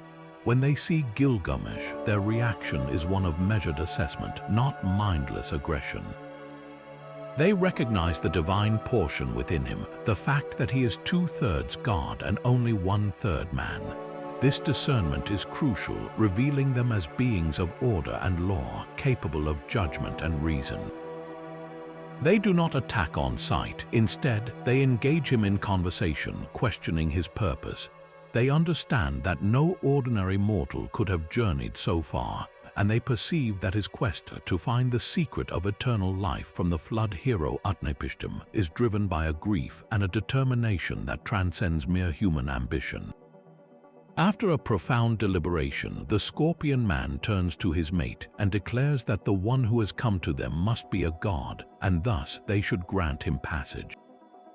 This decision to open the gates of the mountain for Gilgamesh is a pivotal moment in the epic, one that underscores their role as lawful guardians of a divine boundary. They are not there to prevent all passage, but to regulate it, to ensure that only those with the proper authority or divine right may traverse the sun's forbidden path. As the massive gates groan open, the scorpion beings warn Gilgamesh of the perils that await him within the tunnel, a journey of absolute darkness that lasts for 12 double hours, a space where no light has ever existed. They are the gatekeepers of ultimate transition, overseeing the passage from the world of the living into a liminal space that borders the underworld itself. Their characterization adds a profound layer of moral complexity to the Mesopotamian bestiary. They demonstrate that a terrifying exterior could house a disciplined and observant mind, and that the most formidable powers in the universe were not always malicious, but were often simply unwavering in their adherence to a cosmic law that mortals were not meant to challenge. The Gertablalu stand as eternal sentinels, reminding us that some boundaries exist for a reason, and that true courage lies not in conquering the guardian, but in earning its respect. After confronting the terrifying guardians of cosmic boundaries, we encounter a radically different kind of hybrid being, one that brought not fear and chaos, but the very foundation of order and knowledge. In the shadowy space between the primal age of the gods and the era of humanity, the Mesopotamians believed a group of 7 semi-divine beings descended to Earth. These were the Apkallu, the great sages, and their mission was nothing less than the enlightenment of humankind.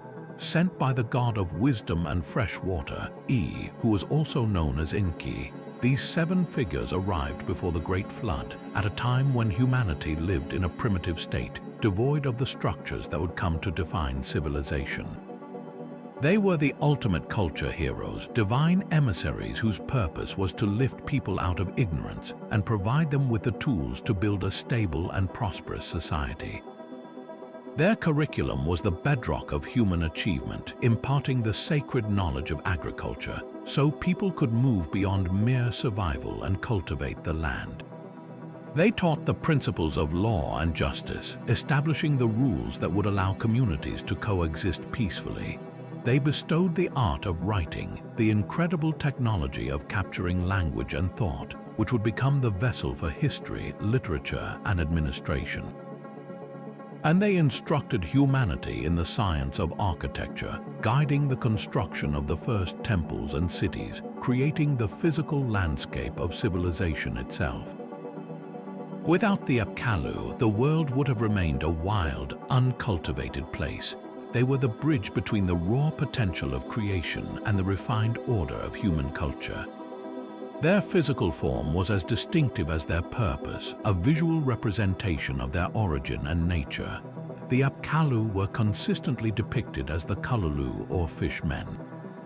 In some carvings and descriptions, they appear with the body of a man and the head of a fish. In others, they are shown as human figures wrapped in the skin of a giant fish, with the fish's head forming a hood over their own human head.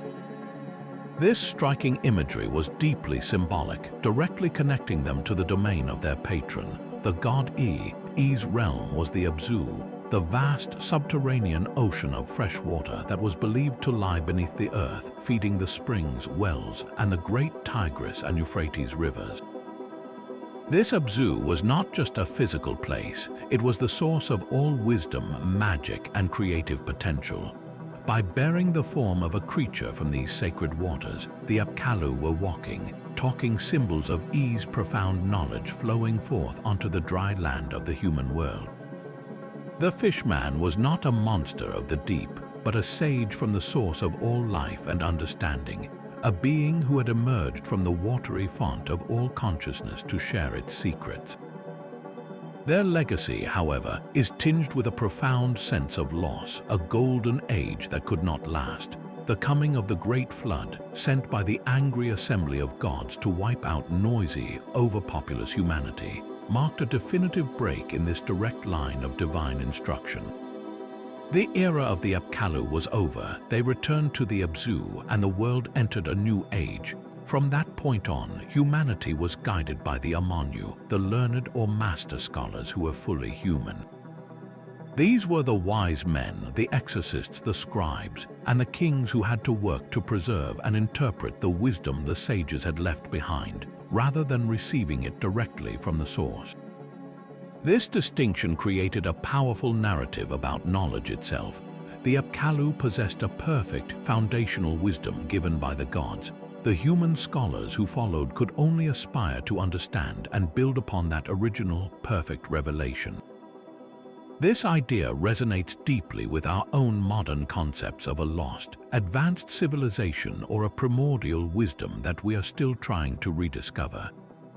The Apkallu represent that initial, perfect spark of genius, while human history is the long, slow process of trying to keep that spark alive. This duality between the semi-divine sages and their human successors also played out in the daily life and spiritual practices of Mesopotamia, particularly in the powerful rituals of apotropaic magic.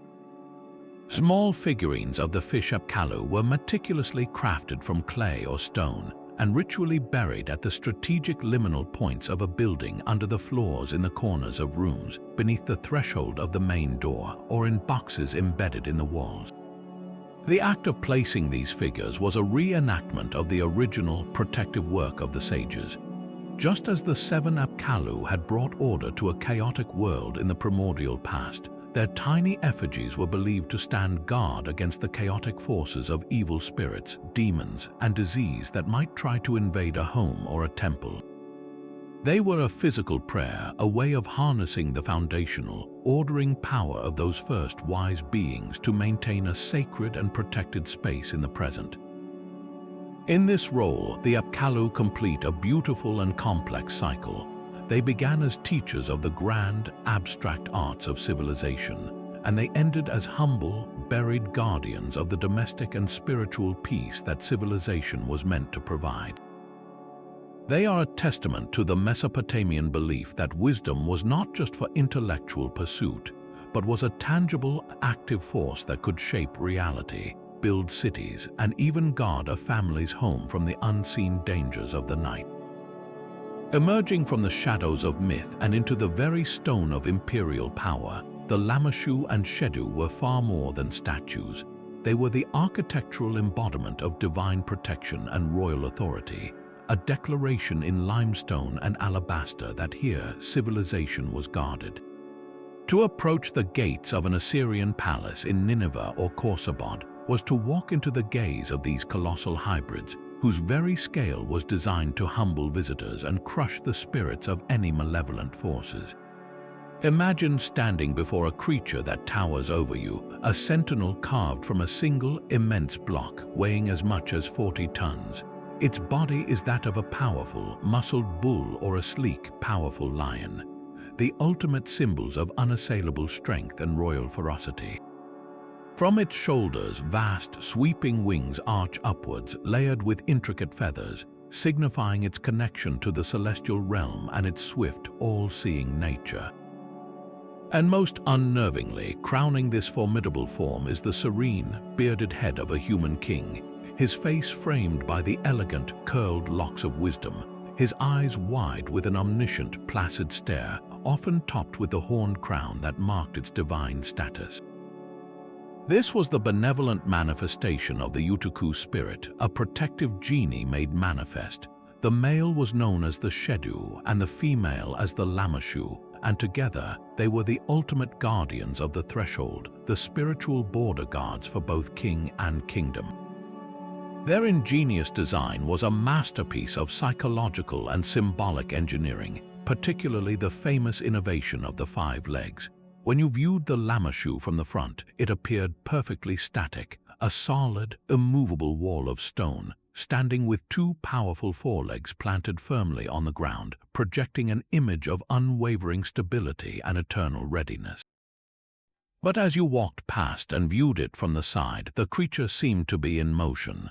The side view revealed 4 legs, with the 5th leg cleverly integrated to create the illusion that the colossal beast was captured mid-stride, forever marching forward in a perpetual, vigilant patrol of the palace gateway.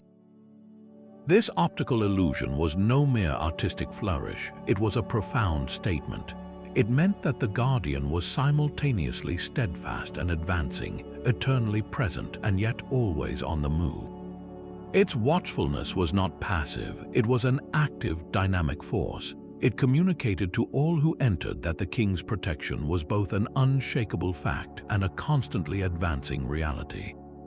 There was no angle from which the Lamashtu appeared vulnerable or inattentive. From every perspective, it projected power, vigilance, and divine oversight, a constant reminder that the royal and the sacred were inextricably linked and perpetually guarded. The primary function of these colossi was apotropeia, a term for the power to ward off evil. Just as an individual might wear a Pazuzu amulet to frighten away Lamashtu, the entire kingdom was protected by the monumental image of the Lamashtu. They were believed to be living spiritual entities that actively repelled chaos, demonic influences, and hostile magic from crossing the sacred threshold into the palace or city. Their very presence was a spiritual force field. Carvings and inscriptions often showed them in the act of purification, holding a bucket and a pine cone, symbols of cleansing ritual, ready to sprinkle holy water and sanctify all who passed beneath their gaze. They were the first line of defense for the Assyrian Empire, a bulwark against the unseen terrors that populated the Mesopotamian imagination. In a world teeming with demons like the Rabisu that lurked at doorways and the Edimmu that haunted the neglected, the Lamashtu was the state's answer, a declaration that this place was not and never would be neglected. Its terrifying hybrid form was a concentration of the most powerful traits from the natural and divine worlds, a composite creature whose very unnaturalness was its strength, designed to be more formidable than any single natural being, and thus capable of confronting any supernatural threat. Beyond their spiritual role, these guardians were potent symbols of imperial power and Mesopotamian architectural genius. The sheer logistical feat of quarrying, transporting, and carving these 40-ton sentinels was a testament to the empire's resources, organizational skill, and artistic ambition. The process of creating a single Lamashtu was a monumental undertaking, requiring armies of skilled stonecutters, artisans, and engineers. Their placement was equally strategic. They were not hidden away. They stood at the most public and vulnerable points, the main city gates and the entrances to the throne room. Here they served a dual audience. For foreign dignitaries, envoys, and conquered peoples, the Lamashtu were an intimidating display of the king's divine mandate and immense, almost superhuman power. To see these creatures was to understand that the Assyrian king was protected by forces beyond the mortal realm. For the citizens of the empire, they were a comforting, if awe-inspiring, reminder of the divine protection that enveloped their society, a symbol of the order and stability that the king provided against the ever-present threat of chaos, both human and supernatural. In this way, the Lamashtu and Shedu perfectly fused the spiritual and the political. They were divine protectors, architectural marvels, and political propaganda, all carved into a single, breathtaking form, their silent, five-legged stance echoing through the centuries as a timeless monument to humanity's enduring desire to build walls against the darkness, both seen and unseen. Moving from the guardians of grand palaces to the invisible invaders of the human body, we encounter a class of demons whose threat was felt not in the roar of battle, but in the shivering chill of a fever and the agonizing weakness of disease. These were the Utukku, the specialized minions of the formidable underworld god Nergal, a deity whose very portfolio war, pestilence, and the scorching sun made him a figure of profound dread. The Utukku were his shock troops in the mortal world, the personified cause of every plague, wasting illness, and sudden fever that could sweep through a city or strike down an individual without warning. Unlike the more generalized terror of the seven evil spirits, the Utukku were specialists in biological warfare, their malevolence focused with surgical precision on the fragile vessel of the human form. They were believed to be the literal agents of infection, crawling into a person's body to take up residence, their demonic presence manifesting as the very symptoms of sickness itself. A sudden, burning fever wasn't just a medical condition, it was the Utukku's fire coursing through the veins. A racking cough was the demon shaking the body from within. The debilitating exhaustion and delirium that accompanied a serious illness were seen as the spirit's successful conquest of its host's vitality and consciousness. This belief system provided a powerful, tangible explanation for suffering in an era long before the germ theory of disease, transforming the terrifying randomness of sickness into a conflict against a knowable, nameable enemy. This profound intertwining of medicine and metaphysics is vividly preserved in the extensive corpus of Mesopotamian medical texts, a vast library of knowledge inscribed on countless clay tablets. To the modern eye, these documents present a fascinating duality. They are at once detailed pharmacological manuals and elaborate exorcism scripts. A single tablet might begin by listing specific ingredients for a poultice, myrrh, crushed laurel leaves, and river clay, and then immediately follow with a spoken incantation meant to drive the demon out as the medicine was applied. The healer, often the ashapu or exorcist, was therefore a hybrid practitioner. His diagnosis was a form of spiritual detective work, determining not what bacteria or virus was present, but which specific Utukku demon had taken hold of the patient. He would examine the symptoms, the timing of the illness's onset, and any omens or dreams the patient reported, all to identify the malicious entity by name. This was crucial because in Mesopotamian magic, to know the true name of a demon was to have a measure of power over it. Once identified, the treatment was a two-pronged assault. The physical remedy, perhaps a brew of herbs and beer to be drunk, was designed to soothe the body and create an inhospitable environment for the demon. Simultaneously, the ritual was a direct confrontation. The Ashapu would stand over the sick, holding a figurine representing the Utukku, and recite a powerful incantation. A typical spell might command, "O Utukku, who has seized the man, who has covered the man like a garment, who has filled the man like a sack, I conjure you by the great gods E and Marduk. Leave his body, depart from his flesh, and go back to the dark earth from whence you came." The logic behind this integrated approach reveals a sophisticated understanding of illness as both a physical and a spiritual crisis. The body had to be purged and strengthened, and the invading spirit had to be confronted, exposed, and forcibly evicted. The rituals often involved powerful symbolism. The exorcist might anoint the patient's head with cedar oil, a substance believed to be both antiseptic and sacred, capable of repelling evil.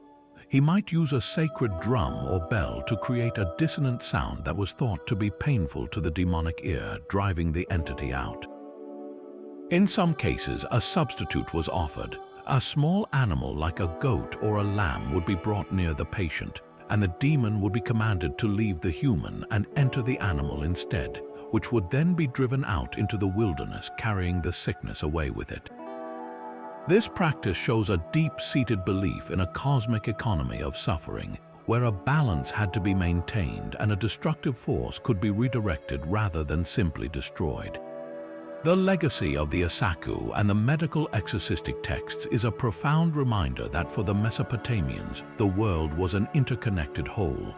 There was no clean separation between the body and the spirit, between a doctor's clinic and a priest's temple.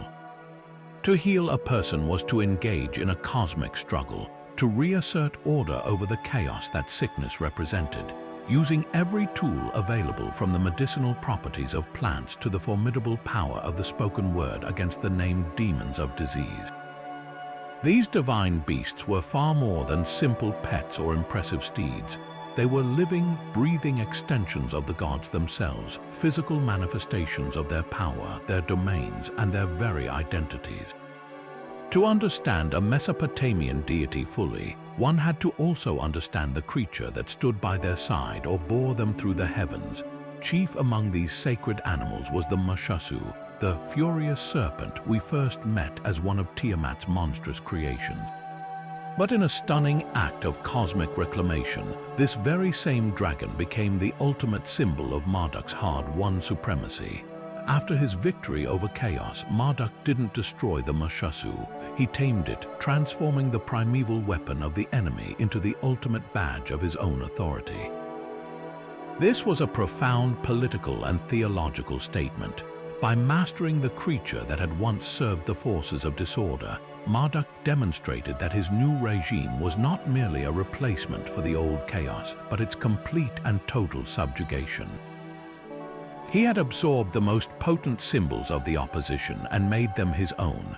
The Lamashtu, with its hybrid body of serpent, lion, and eagle, became a walking, scaled map of the cosmos. Marduk now ruled the serpent of the earth and underworld, the lion of the worldly kingdom, and the eagle of the celestial realms.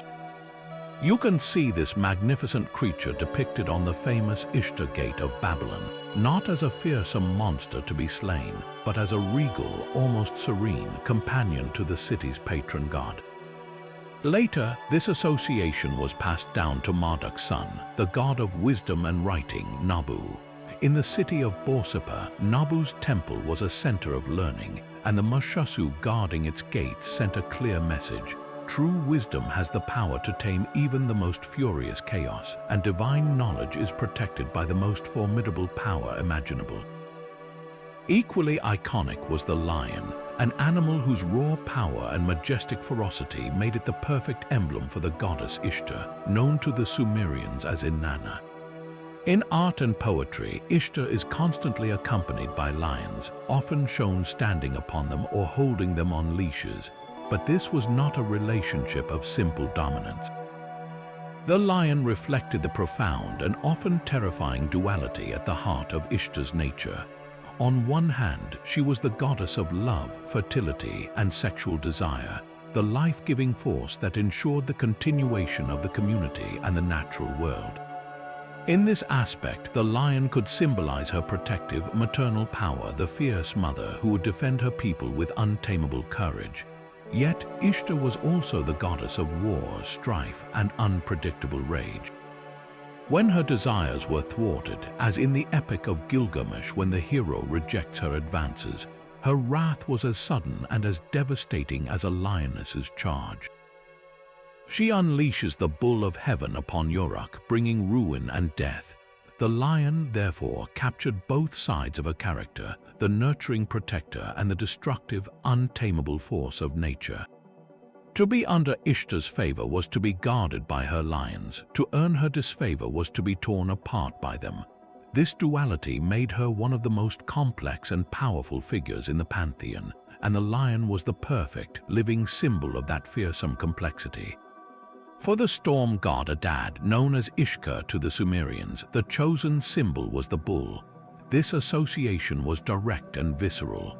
When the people of Mesopotamia heard the rumble of thunder rolling across the plains, they didn't hear an abstract weather phenomenon. They heard the bellowing of a divine, celestial bull.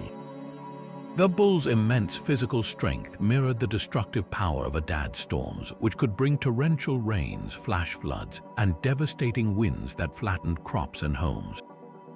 The bull's charge was the thunderclap, its powerful presence the dark, looming storm cloud. Yet, just as a storm brings both destruction and life-giving water, the bull also symbolized fertility and agricultural abundance. Akkad controlled the rains that were essential for survival in the arid Mesopotamian climate. A timely storm, gentle and nourishing, meant the difference between a bountiful harvest and a catastrophic famine. The bull, as a potent symbol of virility and procreative power, perfectly embodied this life-giving aspect of the storm. The god was often depicted standing upon a bull or holding thunderbolts in his hands, his very identity fused with the animal's dual nature. He was the terrifying force of nature that demanded respect and the benevolent provider who ensured the fields were watered. In this way, the bull was not just Akkad's attribute, it was the key to understanding his essential role in the balance of the world, a balance between the creative and destructive forces that governed all life. Ultimately, the role of these mythical beasts transcended simple symbolism. They were integral to the very identity and function of the deities they served. A god without their associated animal would be like a king without his scepter or a warrior without his weapon, incomplete and less potent. The creature completed the god's visual and conceptual identity, making their abstract powers immediately recognizable and tangible to their worshippers. When a devotee saw a depiction of the Lamashtu, they didn't just see a dragon, they saw the authority of Marduk. A statue of a lion was an immediate invocation of Ishtar's formidable presence. The bellow of a bull was a prayer to Akkad for rain. These animals were a sacred shorthand, a visual language that communicated the core essence of divine power to a largely illiterate population. They bridged the gap between the unimaginable scale of the gods and the human-scale world, providing a focal point for devotion, fear, and supplication. They remind us that in the Mesopotamian worldview, the divine was not a distant, abstract force, but something intimately connected to the power and mystery of the natural world, a world where every lion's roar and every roll of thunder was a testament to the gods who moved among them. But this journey through the cuneiform clay doesn't end with the forgotten cities of Mesopotamia. Its echoes ripple forward through centuries, touching the very foundations of Western thought. Consider one of the most iconic scenes in all of literature, the Garden of Eden, where a cunning serpent slithers up to the first woman and offers her the fruit of the tree of knowledge of good and evil, an act that forever alters the relationship between humanity and the divine. For millennia, this serpent has been interpreted as the embodiment of pure evil. But when we look back through the lens of older Mesopotamian myths, its character becomes far more complex and deeply rooted in ancient symbolic traditions. In the Babylonian worldview, the serpent was not a one-dimensional villain. It was a potent and multifaceted symbol. It represented chaos, yes, but also healing, regeneration, and crucially, forbidden wisdom. The great serpentine monsters like Edimmu and the Lamashtu were children of the primordial sea, Tiamat, and thus embodied the untamed, chaotic forces that the gods of order had to conquer. Yet, this same chaotic essence was also linked to profound, dangerous knowledge that existed outside the sanctioned divine order. The serpent in Eden, then, isn't just a random tempter. It fits perfectly into this ancient archetype of a chaotic being who holds secrets the established powers may not want humanity to possess. The parallels become even more striking when we consider the specific figure of the god E, known to the Sumerians as Enki. E was the god of wisdom, magic, and fresh water, a brilliant and cunning deity who often acted as a clever trickster working outside the strict decrees of the higher gods. In several myths, E is intimately associated with the serpent form. He is sometimes depicted with serpents coiling from his shoulders or is directly linked to the mythical Lamashtu dragon. Most importantly, E was consistently portrayed as a friend to humanity. It was E who warned the flood hero Utnapishtim to build his ark, directly subverting the other gods' plan to wipe out humankind. He was the god who gifted humanity with the arts of civilization, the Me, which included law, writing, and agriculture. In essence, E was a divine rebel who brought knowledge, often against the wishes of the ruling powers like Enlil. Now consider the serpent in Genesis. It approaches Eve and offers her knowledge that God has explicitly forbidden, knowledge that will make humanity, like God, knowing good and evil. This act mirrors Eve's role as a divine figure who provides humanity with wisdom that elevates them, even if it angers the supreme authority. The biblical narrative, of course, frames this act as a catastrophic sin, but the underlying structure, a cunning, serpent-associated figure granting forbidden knowledge to humans, is a powerful echo of the E archetype from 1,000 years earlier. This connection deepens further when we bring in the Apkallu, the 7 fishman sages sent by E to bring all fundamental knowledge to humanity before the flood. Their mission was to lift humans out of a primitive state, to give them the tools to build civilization. This is a profound parallel to the serpent's offer. Both the Apkallu and the serpent act as conduits for a transformative, divine knowledge that changes the human condition forever.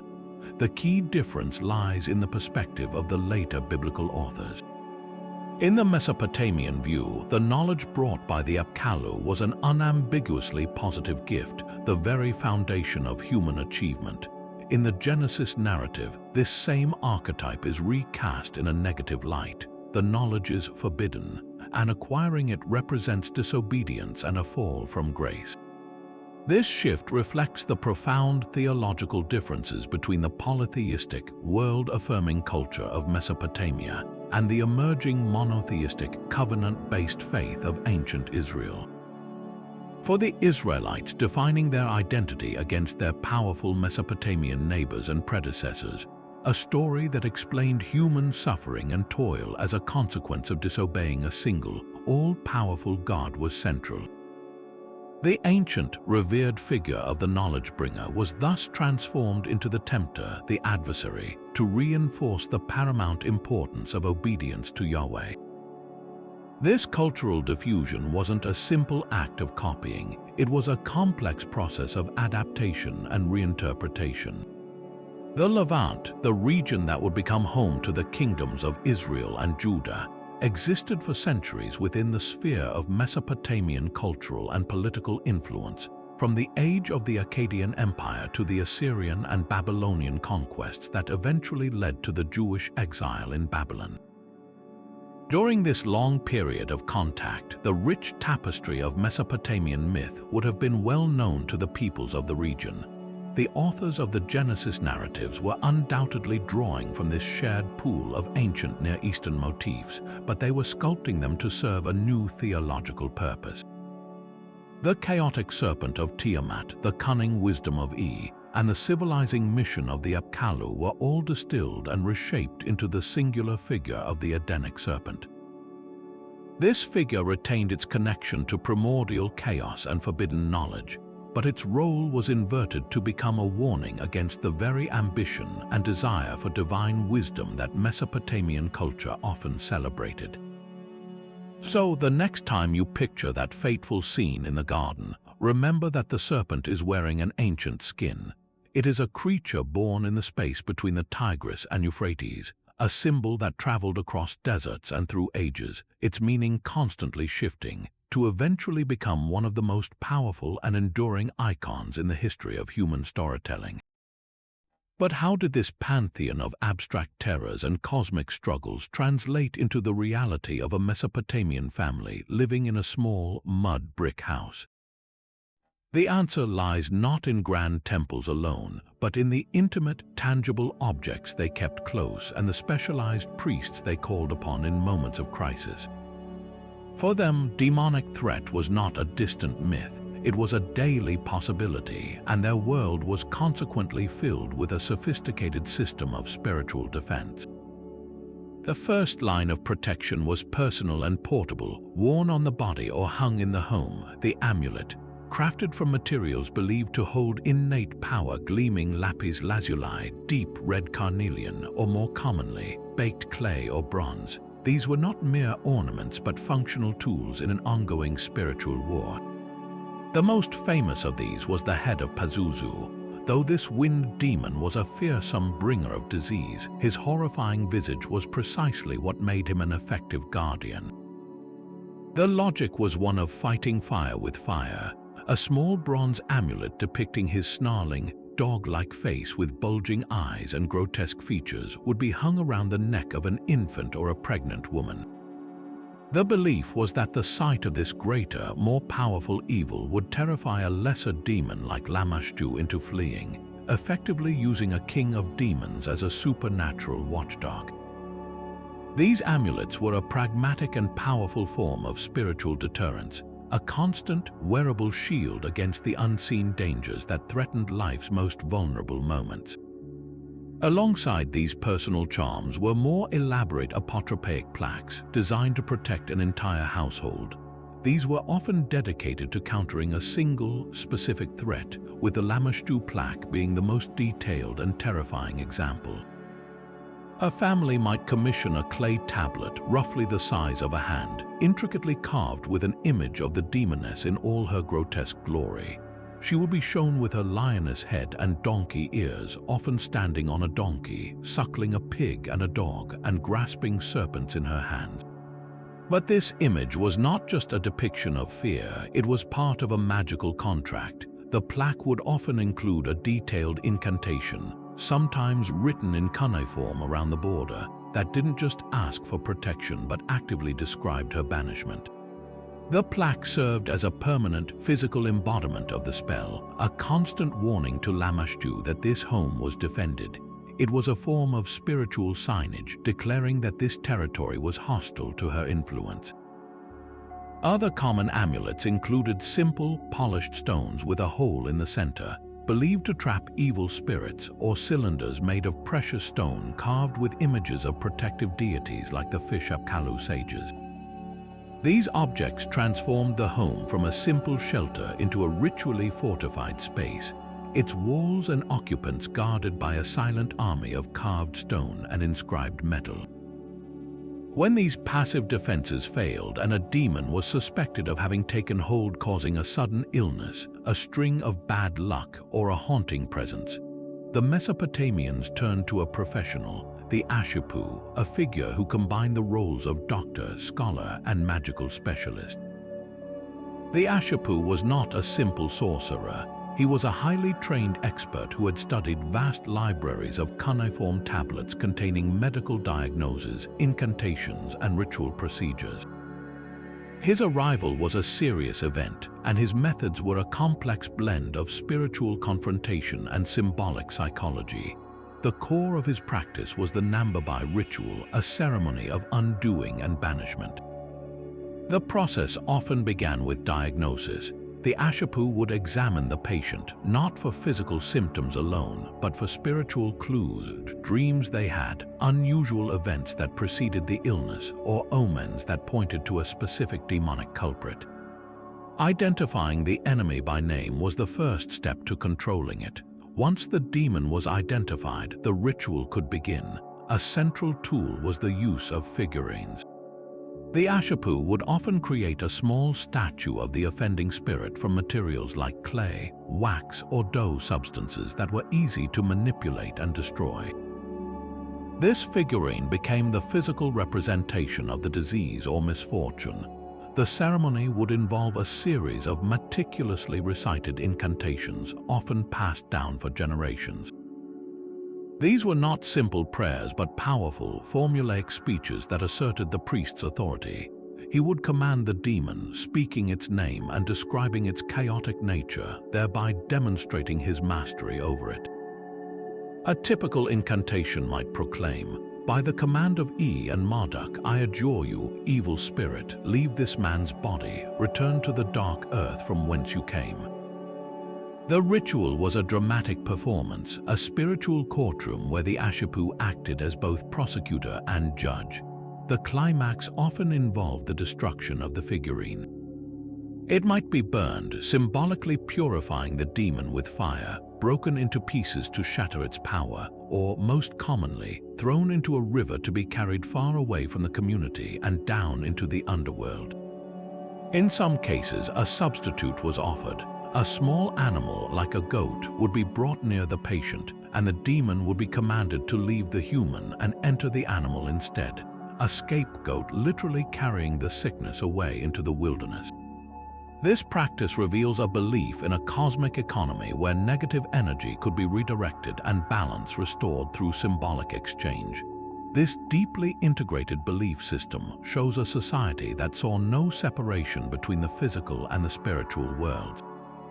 An illness was both a biological event and a demonic invasion, and its cure required treating both fronts simultaneously.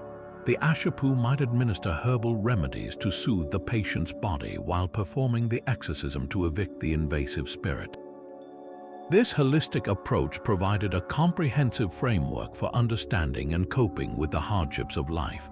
It gave people a sense of agency. Misfortune was not random, but had a cause that could be identified and a solution that could be enacted.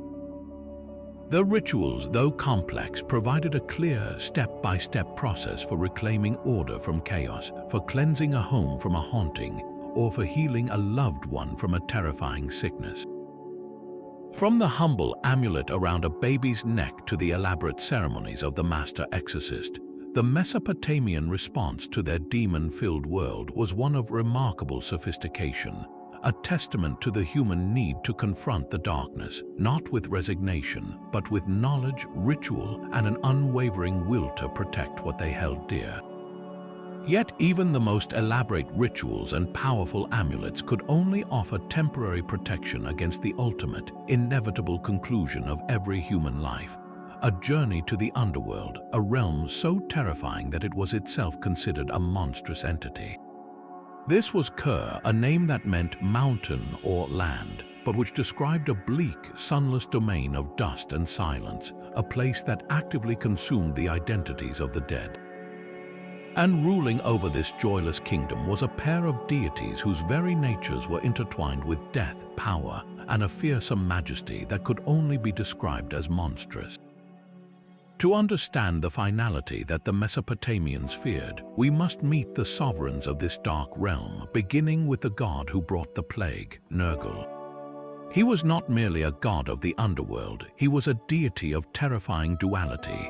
On the surface, Nergal was the god of war, a figure of untamed, destructive fury often symbolized by the lion, the master of the battlefield. But his wrath was not confined to human conflict. He was also the bringer of pestilence, the god of the scorching, midday sun that could wither crops and bring famine. His weapons were not just the spear and the mace, but also the invisible, creeping fever and the sudden plague that could decimate a city. He was a force of indiscriminate devastation, a necessary but dreaded part of the cosmic order that balanced creation with destruction. His very presence was an omen of catastrophe, and his name was invoked with a mixture of awe and profound terror. It was this destructive power that, according to one of the most compelling myths, forged his destiny as the king of the Underworld. The story, known as Nergal and Ereshkigal, begins with a grand banquet in the heavens. All the gods are invited to feast, but the queen of the Underworld, Ereshkigal, cannot leave her gloomy domain. The rules of the cosmos forbid her from ascending to the bright world of the living, just as the living gods cannot descend to her realm without consequence. She sends her vizier, Namta, to collect her portion of the feast. As Namta enters the celestial hall, all the gods rise in a gesture of respect for Ereshkigal's emissary, all except one. Nergal, the fierce and prideful war god, remains seated, refusing to honor the servant of the Underworld. This is a staggering insult, a direct challenge to Ereshkigal's authority. Furious, the Queen of the Dead sends Namta back to the heavens with a singular demand. The god who disrespected her must be sent to the Underworld so she can have him executed. The gods, fearing her wrath, agree and prepare Nergal for his doomed journey. But the clever god E intervenes, giving Nergal a secret advantage. He provides the war god with a special chair that can offer him protection, and he instructs him on a crucial point of Underworld etiquette.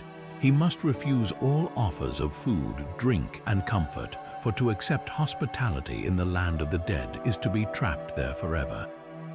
Nergal descends through the 7 gates of the Underworld, each one stripping away a layer of his divine radiance until he stands grim and shadowed before Ereshkigal's throne. He expects a fight, but what he encounters is something far more complex. Ereshkigal, perhaps anticipating his arrival, leaves her throne and undertakes a ritual bath, presenting herself to him not as a monstrous hag, but as a powerful, vulnerable, and desirable queen.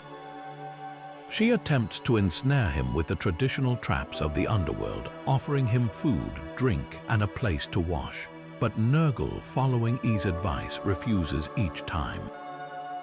Yet, as the myth unfolds, a different kind of trap is sprung, one of mutual desire and raw power.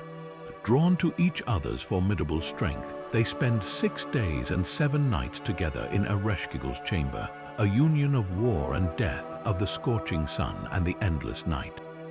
When Nergal, his passion spent, remembers E's warning and flees back to the upper world using the very chair that protected him, Ereshkigal is left abandoned and enraged.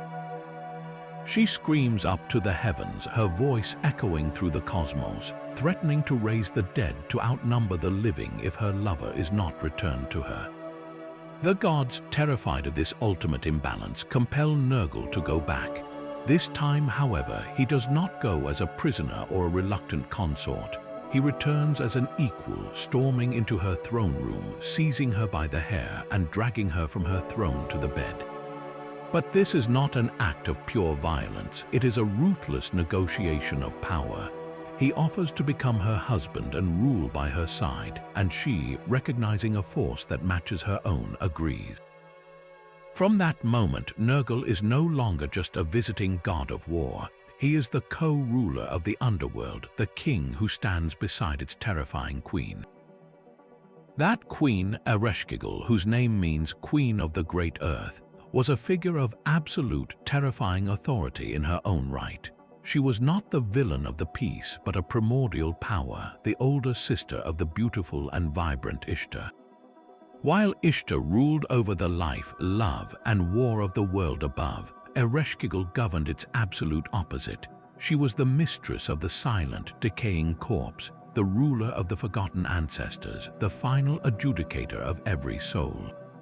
Her power was not derived from a husband. She was sovereign in her own realm long before Nergal's arrival.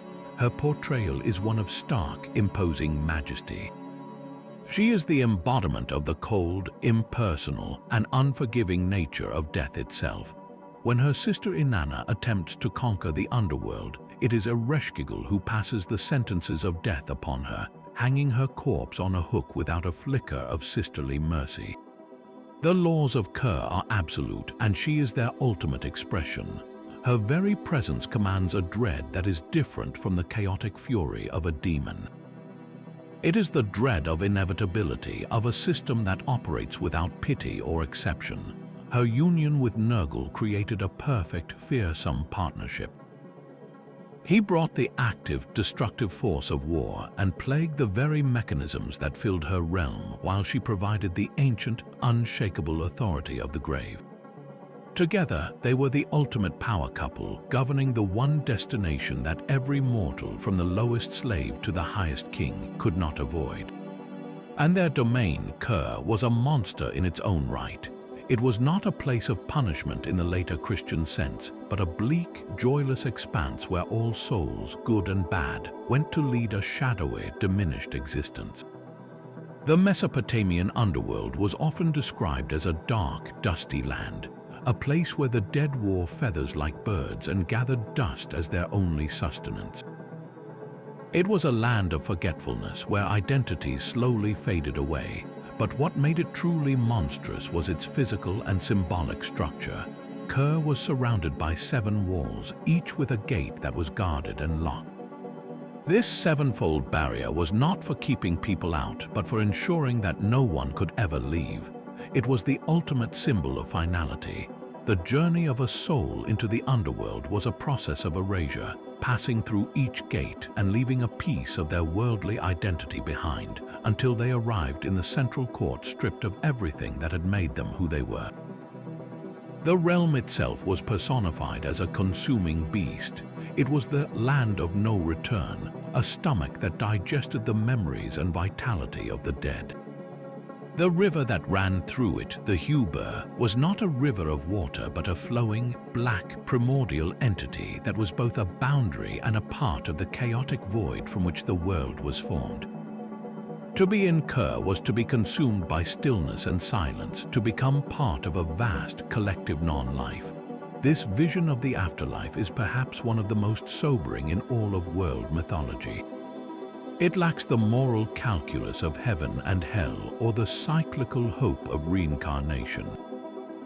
Instead, it presents death as a grim, democratic, and irreversible descent into a passive state, ruled by deities whose power was so immense and whose domain was so absolute that they themselves were viewed as essential, yet terrifying, components of a cosmos where life was the fleeting exception and dust was the eternal rule. With the gods of Mesopotamia long silent and their cities reclaimed by the desert sands, you might assume their monstrous creations would have faded into the same obscurity. Yet the opposite is true. These primordial beings did not vanish. They simply shape-shifted, finding new life in the myths, movies, and games that define our modern imagination. The legacy of these first monsters is woven into the very fabric of contemporary fantasy and horror, proving that the fears and wonders first carved into Sumerian and Babylonian clay are as potent today as they were 4,000 years ago. Perhaps the most direct and triumphant evolution is that of the Pazuzu, Tiamat's furious serpent. This magnificent hybrid of serpent, lion, and eagle is the undeniable ancestor of the Western dragon, a creature so central to our fantasy landscapes. You can see its lineage clearly in the heraldic beasts of medieval Europe, but its most impactful modern role is in the world of tabletop gaming. In the universe of Dungeons and Dragons, the ultimate embodiment of draconic evil is the 5-headed dragon goddess Tiamat herself, a direct and deliberate homage to the Mesopotamian mother of monsters. Her name, her nature, and her terrifying presence are lifted straight from the Enuma Elish, introducing millions of players to a mythos that predates the Norse and Greek pantheons by centuries. The game's designers didn't just borrow a name, they tapped into the original archetype of the world-ending chromatic dragon, a creature of pure elemental chaos. This act of creative resurrection demonstrates a profound truth. These ancient stories possess a raw, foundational power that continues to resonate, offering a deeper, more primal wellspring for our modern myths than the more familiar tales of later antiquity. While the Lamashtu soared into the realm of high fantasy, another demon took a far more terrifying and intimate path into the modern psyche. In 1973, the film The Exorcist unleashed a cinematic phenomenon, and at its heart was a name dredged from the deepest layers of ancient myth, Pazuzu. The filmmakers made a brilliantly insightful choice. They could have used a generic devil or a Christian demon, but by specifically selecting Pazuzu, they tapped into an older, more archaeologically grounded, and therefore more unsettling kind of evil. The film opens with a haunting sequence at an archaeological dig in northern Iraq, where Father Merrin uncovers a small, bronze amulet bearing the grotesque likeness of the wind demon. This isn't just a plot device, it's a statement. It tells the audience that the evil about to be unleashed is not a theological abstraction, but something tangible, something that was physically buried in the earth and has now been unearthed. The depiction of Pazuzu's power in the film brilliantly mirrors his ancient duality. He is a bringer of sickness and foulness, possessing the body of a child and twisting it into a vessel of profanity and violence, just as the ancient texts described him as a bringer of pestilence and famine. Yet, in a chilling echo of his role as a protector against Lamashtu, the film presents a world where the Catholic rites of exorcism seem initially powerless. It is only when the priests truly understand the ancient, non-Christian nature of the entity they are facing that they can begin to fight back. The Exorcist didn't just use Pazuzu as a scary name. It reintroduced the complex, ambivalent nature of Mesopotamian demons to a global audience, reminding us that the oldest evils are often the most resilient and the most difficult to categorize. The architectural guardians of Mesopotamia have also found a vibrant new existence, trading their posts at Assyrian palace gates for roles in the digital realms of film and video games. The Lamashtu, with their colossal, five-legged form and awe-inspiring hybridity, have become the go-to inspiration for designers seeking to create a sense of ancient magical grandeur. You can see their direct influence in the magnificent architecture of fantasy worlds like those in the Elder Scrolls series, where similar winged bull colossi stand guard over forgotten ruins, silently testifying to lost empires.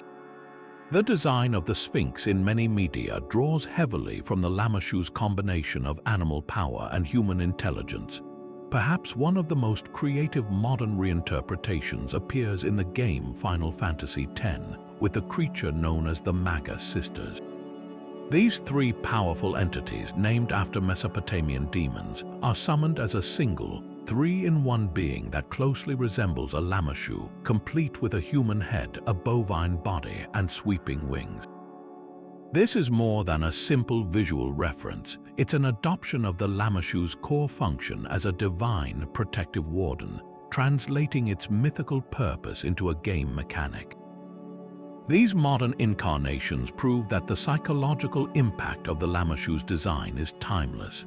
Its hybrid nature still triggers that same sense of awe and unease. Its immense scale still conveys unshakable authority, and its role as a guardian of thresholds continues to symbolize the passage into a world of wonder and danger. They are no longer just statues in a museum. They are active participants in our newest stories, their stone wings carrying them across millennia into the landscapes of our digital dreams. This enduring fascination raises a compelling question. Why do these specific monsters from this specific civilization hold such sway over us? The answer lies in their primal authenticity. Greek mythology, for all its drama, often feels like a polished saga of gods who resemble jealous, powerful humans. Norse mythology is a stark, fatalistic epic of a world destined to end in fire and ice. But Mesopotamian mythology is different. It feels less like a story and more like a foundational reality. These creatures emerged from the very first efforts of humanity to explain the terrifying and unpredictable world around them. They are not allegorical, they are causal. A fever wasn't just an illness, it was the Utukku demon. A stillborn child wasn't a tragic mystery, it was the work of Lamashtu. The sense of being watched in a dark room wasn't paranoia, it was the presence of the Rabisu. This direct, tangible connection to the human experience, to disease, death, infant mortality, and psychological dread, gives these monsters a raw, visceral power that never fully fades. They represent the first time we collectively pointed at the darkness and gave it a name, and in doing so, we created a pantheon of nightmares that are, in a very real sense, the original models for everything that came after. From the dragons that hoard treasure in our fairy tales to the demons that haunt our horror films, the blueprints were drawn in cuneiform. The monsters of Mesopotamia endure because they are, at their core, the first and most honest expressions of what it means to be human in a world filled with unseen dangers, a legacy of fear and wonder that continues to shape the stories we tell in the dark. From the churning, primordial chaos of Tiamat, whose divided body became the very sky and earth, to the insidious Lamashtu, whose shadow fell across the cradle, these beings were far more than mere stories. They were the first and most profound attempts by humanity to give a name and a face to the overwhelming forces that shaped their existence. Every unexplained fever had a demon, the Utukku, lurking within it. Every sudden, still silence in a dark alley was the presence of the crouching Rabisu. The devastating storm that wiped out a harvest was the breath of the god Akkad, and the tragic, heartbreaking loss of a child was the work of a monstrous, envious spirit. This incredible bestiary was a comprehensive, living document, a field guide to a world perceived as vibrantly, dangerously alive with conscious, often malevolent intelligence. It was a world where the universe itself was built upon the corpse of a dragon, where humanity was fashioned from the blood of a rebellious god, and where the very first wisdom came from sages who were half man and half fish. This wasn't fantasy for entertainment, it was the foundational reality for an entire civilization, a complex system of belief that explained why the world was the way it was, providing both terrifying reasons for suffering and tangible, ritualistic ways to fight back. The monsters of Mesopotamia are, in essence, the source code for nearly every supernatural creature that would follow in the Western tradition. The multi-headed dragon, the seductive succubus, the lurking vampire, the vengeful ghost, the divine bull, the griffin-like hybrid guardian, the archetypes were all forged here, in the fiery imagination of the land between two rivers. They are the original templates, the primordial ancestors of the creatures that would later roam through Greek epics, haunt medieval Christian minds, and now populate our blockbuster films and fantasy novels. The next time you watch a dragon soar across a movie screen or feel a chill at a ghost story, remember that you're witnessing an echo from a world 4,000 years gone, a legacy of fear and wonder carved into clay. And this leads us to a final question for you, a question that connects your imagination directly to that of an ancient Sumerian or Babylonian gazing into the flickering torchlight. Which of these primordial beings captures your mind the most? Does the cosmic scale of Tiamat, the mother of all monsters, leave you in awe? Or does the deeply personal, domestic terror of Lamashtu send a more profound shiver down your spine? Perhaps the tragic fate of Humbaba, the guardian slain for glory, makes you reconsider who the real monster is. We would love to hear which of these ancient demons or legendary creatures fascinates or terrifies you the most. Share your thoughts in the comments below, and if you enjoyed this journey to the dawn of mythology, be sure to subscribe and hit the notification bell. There are countless more myths, legends, and monsters waiting for us to explore together in future deep dives into the stories that have fundamentally shaped our world.